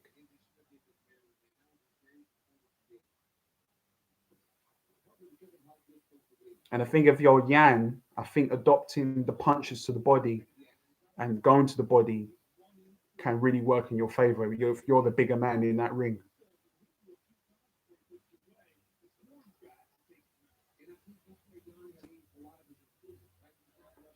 Yan utilizing that left kick. Oh, big right straight from Adesanya. Teep kick from Blachowicz. Teep kick from Adesanya on the right leg of Yan. Okay, that's where you don't want to be. And don't go square like that, Adesanya. Don't go square. Don't do that shit. He's a power puncher. Don't do that shit.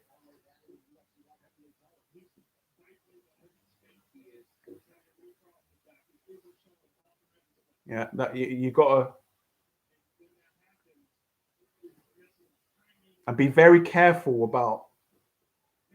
Stay on the end. Stay on the end of the reach. Don't get greedy. Don't get greedy. Feint and do something. Come back out.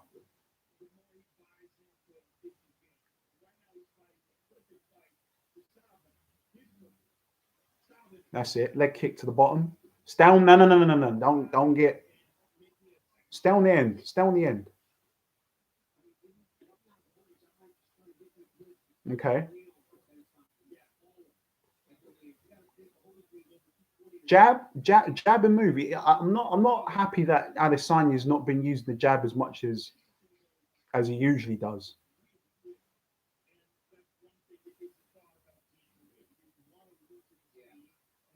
The toes connected there.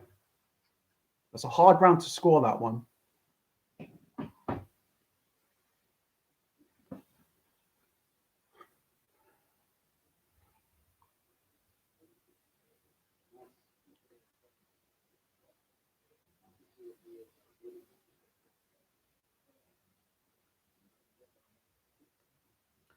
Definitely a hard. I would say Adesanya pipped it a little bit, I would say. All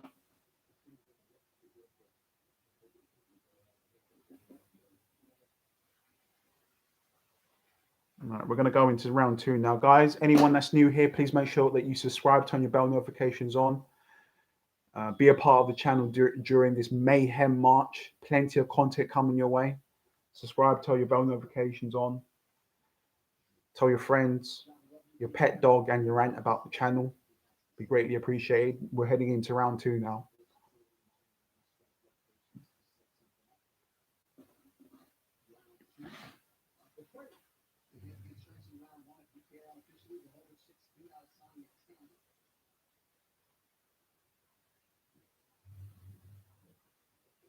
Okay, you don't want to take them kicks. That's it. That's it. Frustrate him. That's it. That's it. Teep kick to the midsection from Adesanya. Good jab from Adesanya. Well done. Stay on the end of that range and keep peppering him with them shots, especially with that jab. Don't abandon that jab. That's it.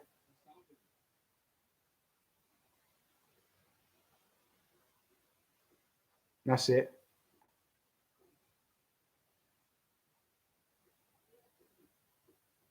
Yan answering back there with a left hook.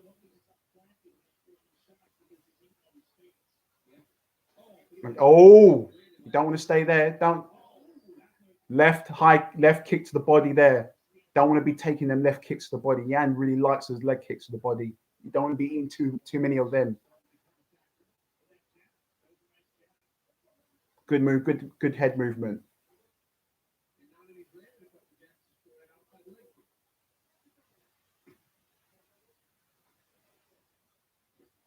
Good jab from Blachowicz to the body.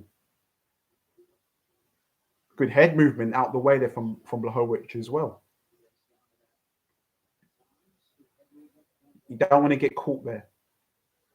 Adesanya's getting a bit greedy. He seems like he keeps wandering his way inside the pocket, and that's the danger zone for him. That's where he doesn't want to be. Get your jab off, man.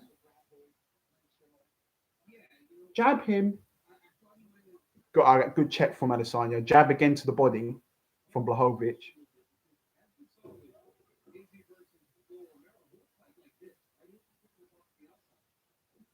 You don't want to get caught there. Stay switched on. Stay on that range. Jab him, man. Maybe Yan's movement in there is hard to read and harder to read. That's it. Good kick.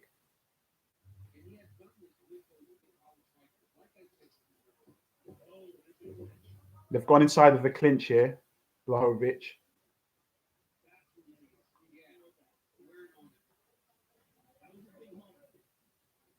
Stay switched on. He doesn't look switched on here. Come on, stay switched on. Jab.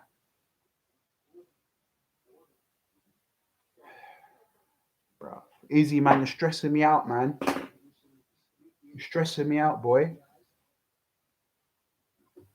All right, good leg kick.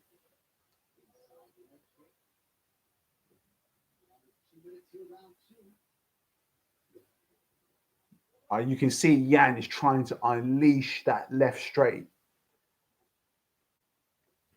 You can definitely see he's trying to unleash it. Body kick from Yan. Jab to the sternum of Adesanya. Left kick.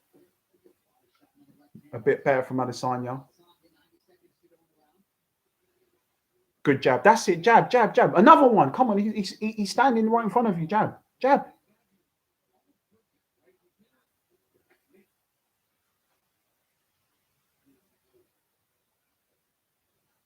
That didn't look. Did that?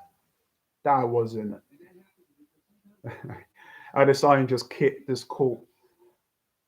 Did that look like a low block? Adesanya just caught the right nutsack of Blachowicz.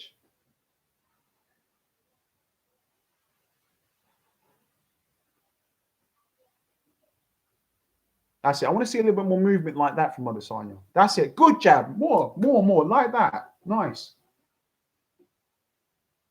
That's it. Don't get caught in those exchanges because that's when Yan is most dangerous. Whoa, flying knee from Yan.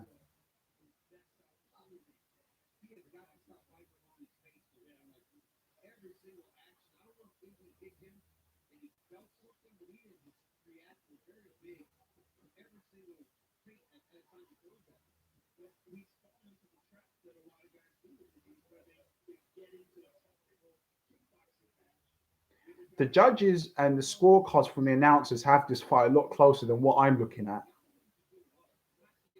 And Blachowicz has been able to land on the body. Left hand from Blachowicz. That caught Adesanya for that's it. That's a jab. That's enough. Keep utilizing them jabs. While he's standing on his feet, he can KO any man alive. Absolutely. But he technical. Right here, you see him before the inside leg kick. Here comes another one. Here to the inside of the leg. Now look at Jan. Doing that nice body kick. Off of his jab. Over his right hand. Hands on the chin. Charges in at Adesanya. With the combination. Really good for the range.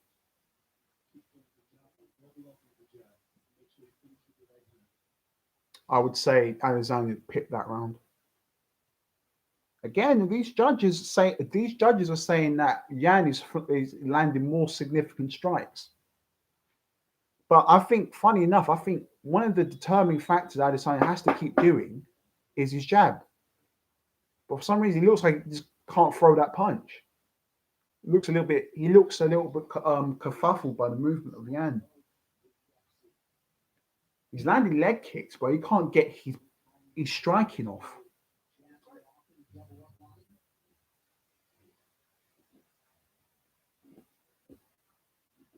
All right, we're going in. Oh shit! Round 3.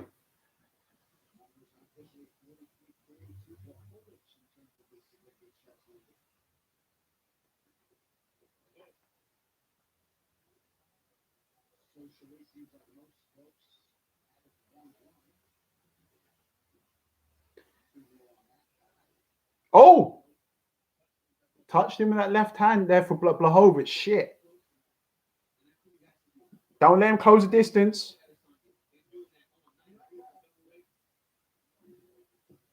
This is what we said was one of the factors. Well done, Adesanya. Well done. Well done. Oh, they're going after it now. Good. Oh, jab. Don't get greedy. Don't get greedy. You landed a good jab. You're getting too close. Stay there. Stay there. Well done. Good. That's it. That's better. Come on, man.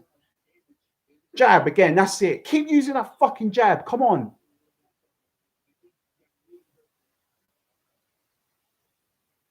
That's it. Well done. You can definitely see that Yan does have that power. They trained it there in that exchange. From when they got out of the grappling, there was a lot of chaos going on there.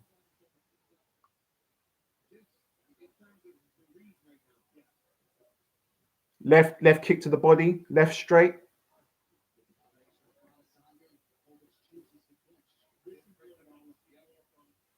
This is where Yan, if he's going to make the best of his added weight, to really wear on Adesanya here, which I don't want, but that should be the game plan for him.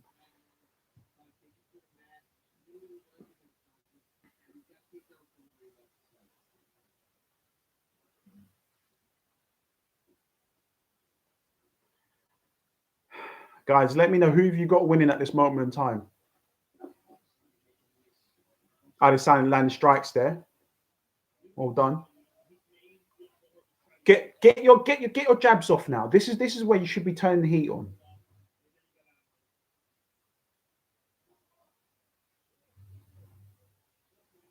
Come on, get your jabs off. Oh, they both hit each other in the face there with a jab.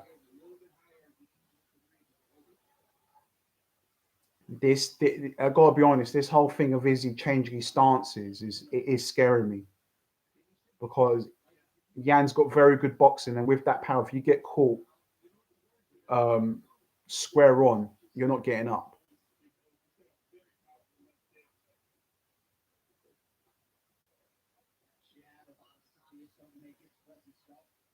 He's got, but Adesanya needs to use more of that jab. He's realised, possibly being in there, that he can't get his jab off as much as he thought he could against Yan. Oh, good right hand from Adesanya.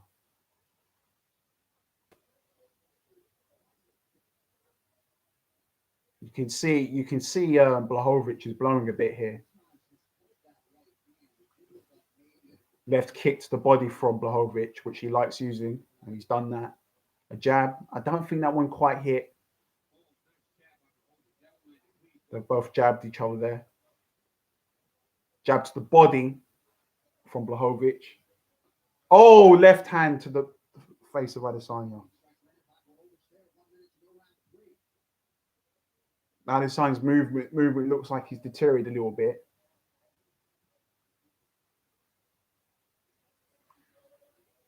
Stay on the end. Adesanya's getting too greedy. In a way, he looks like he's looking for a knockout, and now he's in a clinch again with Yan.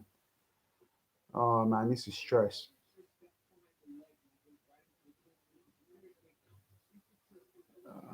Fuck's sake.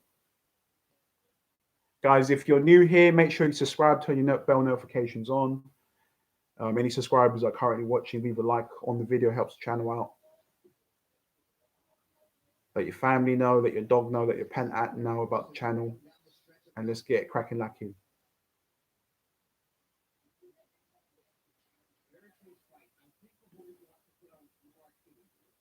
Good.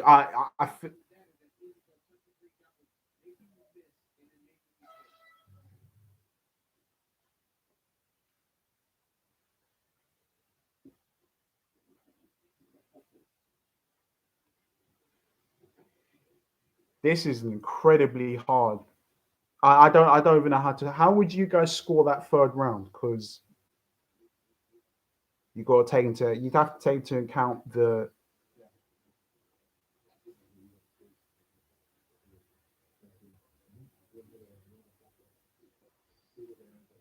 this is close. I've got the first round a draw. The second round, I think Adesanya picked it, and I've got the third round as a draw. I've got Adesanya winning by 1 point.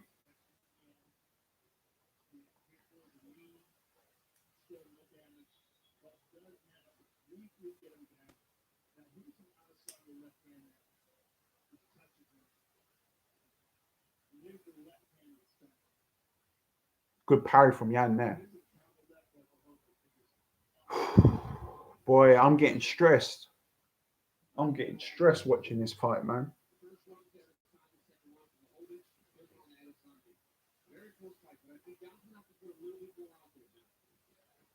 That's it. That's it. More of that, please. More of that, please. More of that, please, Adesanya. That's it. Ah, fuck. He's in the he's in another grappling exchange with Blachowicz, man. Shit, man. I mean, this is the level, isn't it? This is the level.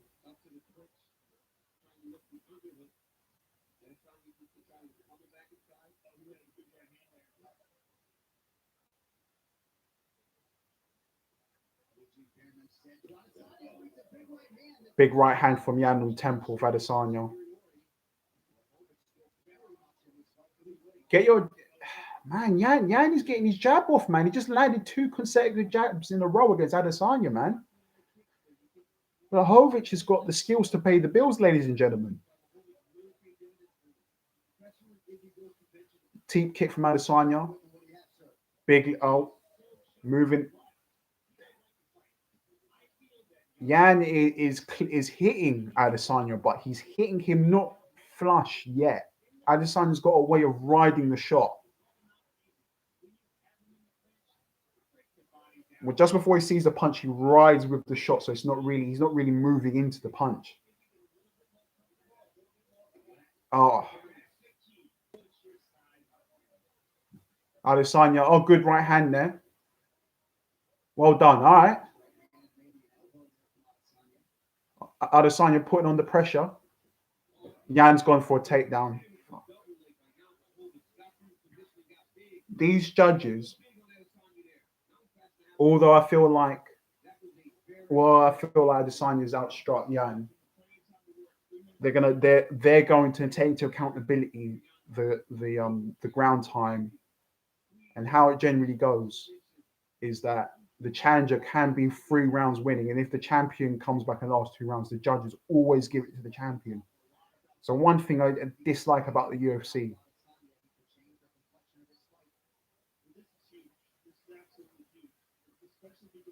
It's ground and pound from Yan now. You saw he tried to convert to his left hip. Jan threw a half Nelson there, put him back flat. You're seeing some heavy breathing from his young body. Because this feels different, right? He's got a big guy on top of him, leaning on heavy, keeping the far side. Jan's really utilizing his weight, leaning on him, letting him feel that full 205 frame on Adesanya. People predicted this would be how Jan could possibly get a W. And this would be another time for Jan to stay in half guard. Half guard will allow him to keep more control on the top.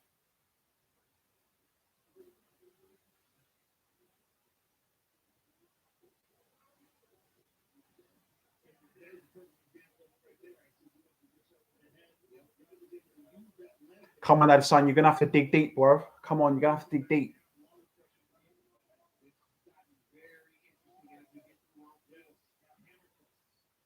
Blachowicz hasn't done his offensive wrestling all that often recently. He came in tonight with the highest takedown percentage accuracy-wise among active low heavyweights. This really is gonna boil down to the last round now. You see, this makes it a little more difficult. He should have stayed half guard there. Because actually, by going with the arm, you just replace the arm with the leg. So, good job by Jan there. Not letting him lean the bottom of the Stress. Abundance of stress here.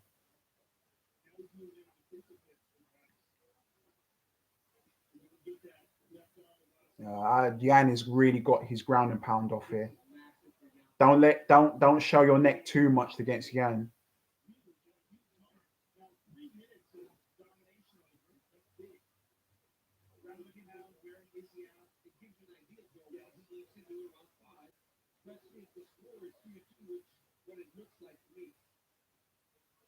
I would definitely say that. Come on, Adesanya, stay in there, man. Stay in there, man. Stay in there. It's time to dig deep now.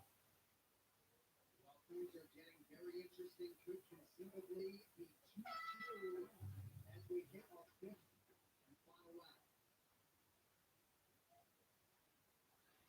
All right. Jan definitely got that round. He definitely got that round. Without a doubt, did he get that? I got 2-2. I've got 2-2.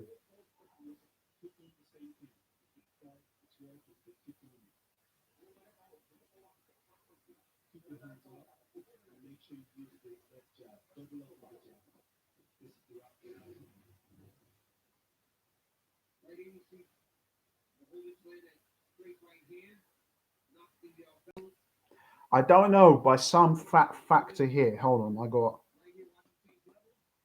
Gets to hit him at a time. He leaned over, but it's so big and powerful that he just ran right into it and drawn it down. I mean, this is a big round. I've got them drawing. In the fourth round, to really begin with Blachowicz and put I've got them drawing. and Joe Blachowicz got to take one more. Come on, come on.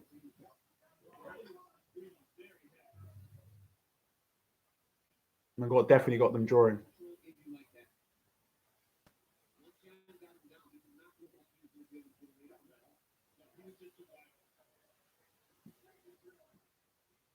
He needs to. We need to see some good offense here from Adesanya. And again, stay on the end of the range. Again, don't get greedy. It will come to you. Come on. Come on, this is it now. Good right hand. Come on, we need a little bit more of that. That's it. Another one. Nice, nice, nice. Teep kick from Jan Blachowicz. Jab again from Adesanya. Kick. Oh, fuck. Blachowicz closes the distance. Crashing forward. Another kick there from... a good straight from Adesanya. This is going down to the wire, ladies and gentlemen. Good heading from Adesanya. Coming forward, trying to land the right hand. Got the jab off. Moved out the way, 2 punches from Jan. Jab from Jan, hitting Adesanya. Jab again from Jan. It's time to dig deep. It's time to dig deep.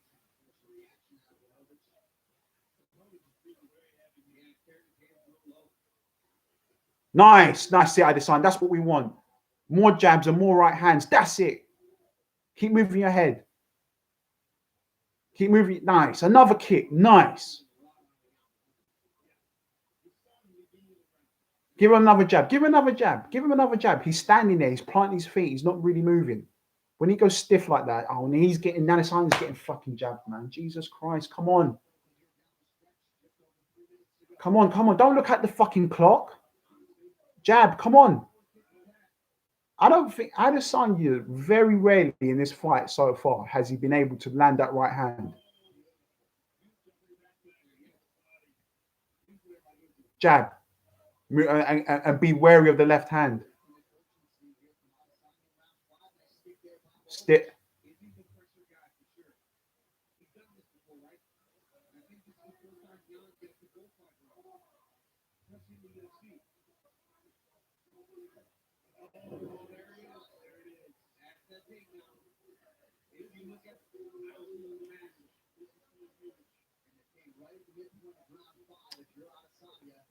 Yan's winning the fight. If Yan wins this round and he controls the ground and pounds, the other side's lost the fight.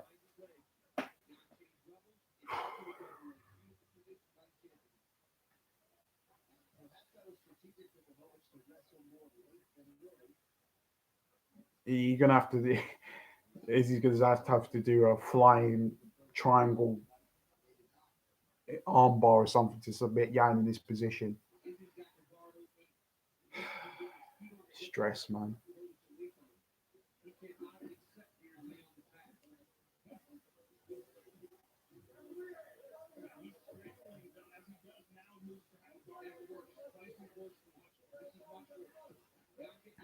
Jan's pretty much winning this fight now.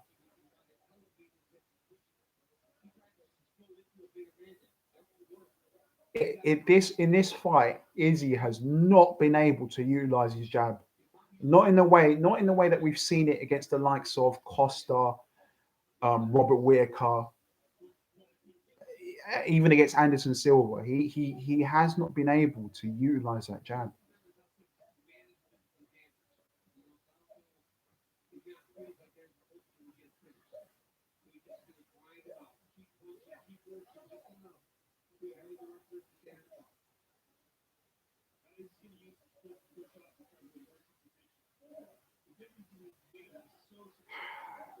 This is stress. But if you're going to get out of this position, you really need to push hard to get out from in. I don't think Adesanya has the energy to get out. Who knows? There could be a miracle on the judges' scorecards, but other than that, Yan's definitely won this fight.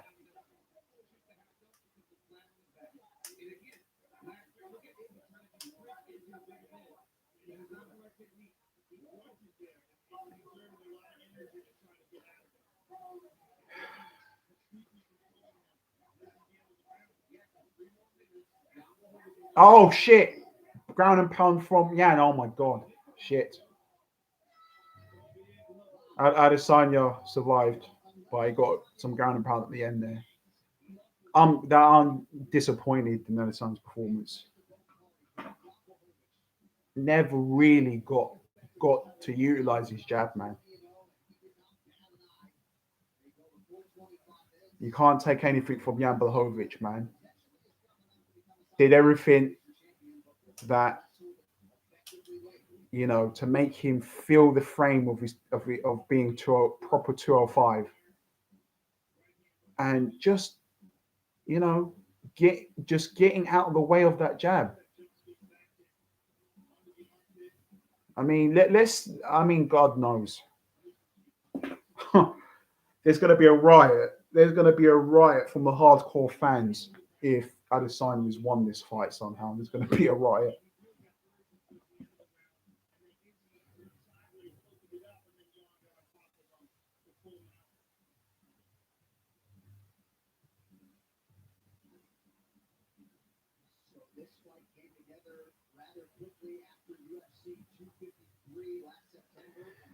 Oh man, let's see how this transpires. I definitely had Yan winning that fight.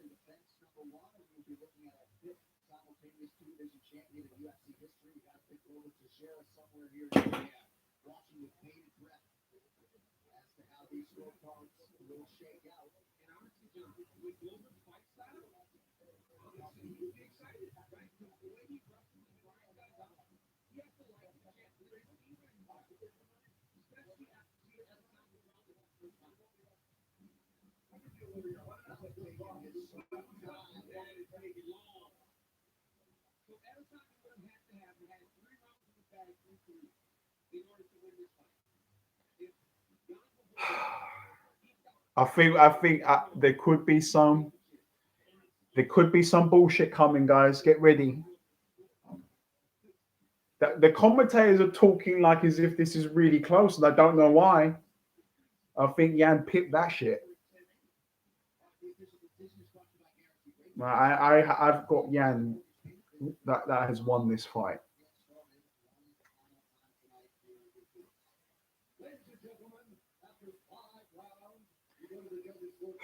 Let's see if we're gonna get a robbery here.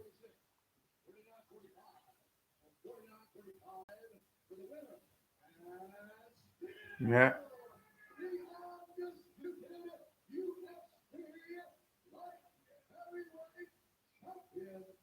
That's it. That is a brilliant performance from Blachowicz.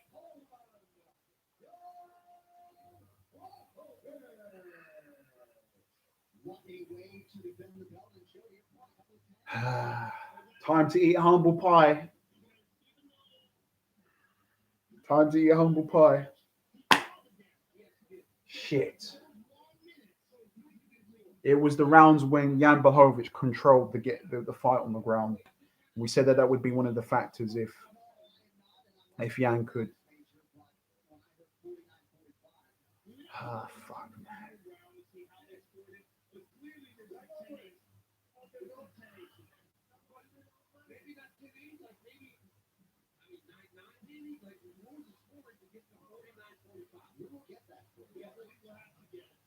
I've never seen somebody just completely deneutralize that jab of Adesanya the way that Blachowicz done. I've never seen it been done in a fight against Adesanya. He deserves credit, man.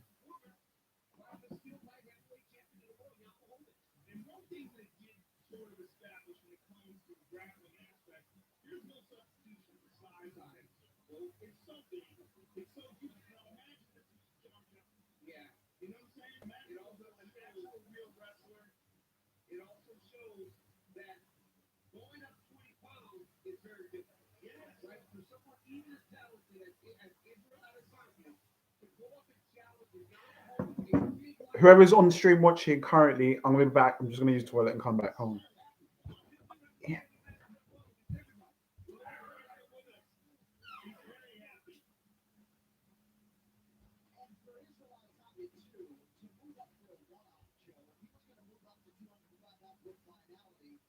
You would put on weight progressively. It looks as though Israel Adesanya is standing by Joe Rogan. Take it away. All right, that's not good. Israel Adesanya. Hey, what's up, bro? What's happening, my friend? How are you doing? What did you feel like during the fight? Did you go the way you thought it was going to go? No, not exactly. But I'm not believing. You know, I couldn't sleep last night, so instead of rewind, I was doing lines. Just have to stay up. And if you're just having one of these, I hope you have one of these. And I'm not a step better, bro. Yeah. Yeah, didn't go exactly what I wanted to go, but, you know, you had to be great. You know, the critics and the ones on the sideline, bro. Put it on the line. Yeah, definitely. Your decision also to go up very quickly and not want any weight. Did you question that at all when you got top of it? Never. That was just my leg beat to keep. I don't know what going on. I have to watch the tape. But, yeah, I knew what to do, and I was trying to do it. Besides, this play I got this up. My technique could have been a lot finer. Yeah, he made it look like I had a butterfly, but I promise you, it's not, you know, just it's like a bad day in the gym, bro. Except it's an office tonight. Now, what are your thoughts going forward? You're still obviously the middleweight champion. Would you like to fight again?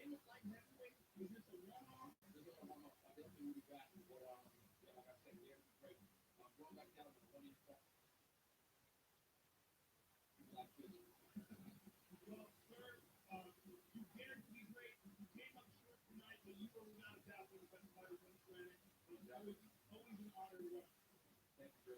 you, Jan, and thank you everyone for the support. Everyone, equal, like Jeff, and all the people that all night. Good vibes. I love y'all. Thanks for the support. And like I said, yeah, it'll be great. But now, yeah, back to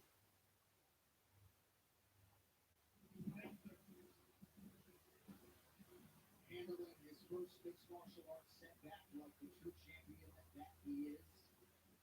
And we shall see what the future holds for Israel Adesanya. Likely a next title defense at 185 pounds, but the man at the moment is Jan Blachowicz. And he is now speaking about Israel. I'm here with the winner and still UFC light heavyweight champion, the legendary Polish power, Jan Blachowicz. Congratulations. Thank you, appreciate it. Now, what if anything was different in the fight when you I'm back. Did you miss me? Ah.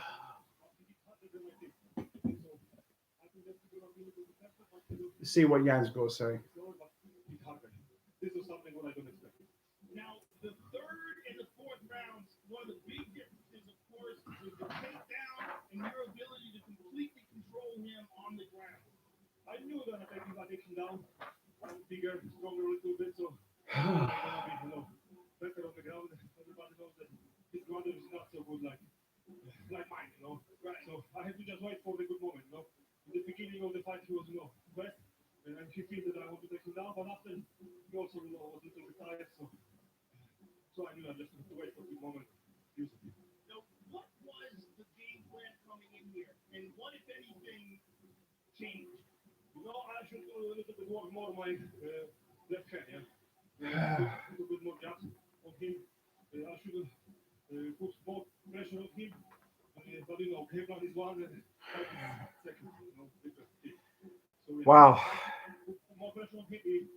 We will have to eat humble pie if you are a Adesanya fan.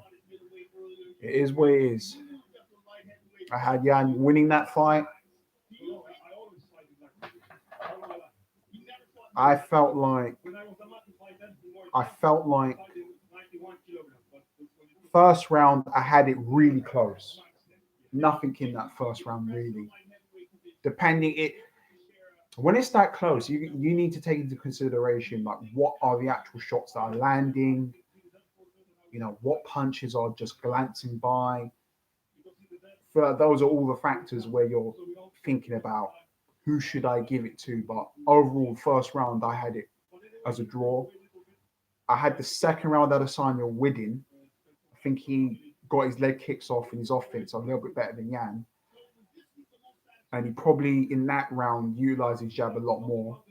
Third, had it as a draw.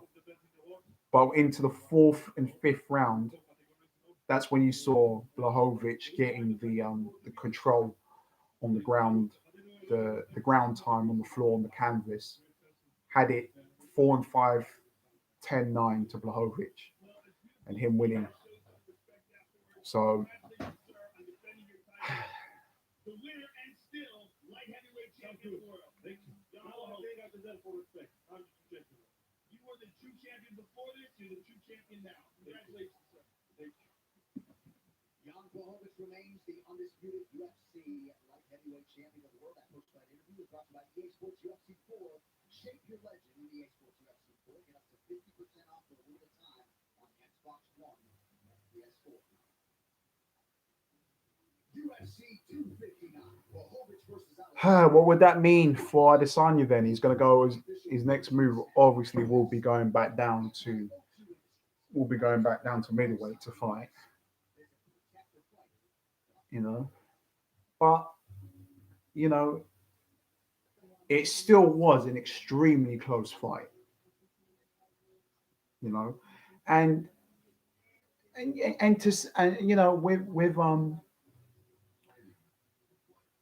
with Blachowicz controlling that ground time in the fourth and fifth round, he got his ground and pound, but he didn't it wasn't like unwaveringly like an onslaught on Adesanya. Okay, he was getting peppered, but Adesanya was in the bottom position. He was still striking. He was still showing him he was still in the fight quite clearly. So I think many lessons will be learned from that fight with Blachowicz. And I don't know why, but in that last round, Adesanya was doing something stupid. Like he was like lulling Blachowicz to do something, and then he got taken down. Um, it looked like he was showboating, and he paid a huge price for it because that's how Blachowicz got the takedown on him and took him to the ground. So just shows in the UFC you cannot switch off for 1 second. Man.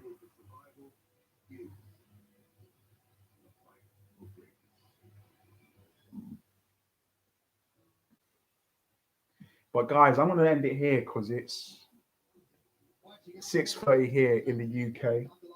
Thank you all for watching, and make sure you keep your eyes peeled. Stay tuned. I've got 2 videos coming for you tomorrow. I've got a One Division series review, and I've got The Invincibles from Amazon Prime, a reaction. It's a comic book, I think series, which I'll do a reaction for, which I'm interested in. And just keep your eyes peeled.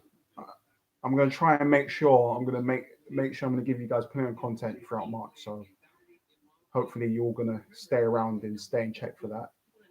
I'll see you for the Leon Edwards fight versus the Leon Edwards fight. A couple of days from now, well, another week. I'll be doing that again.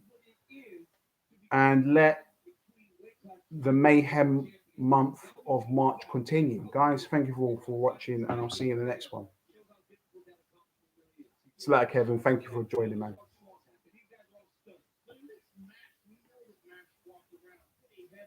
Yeah.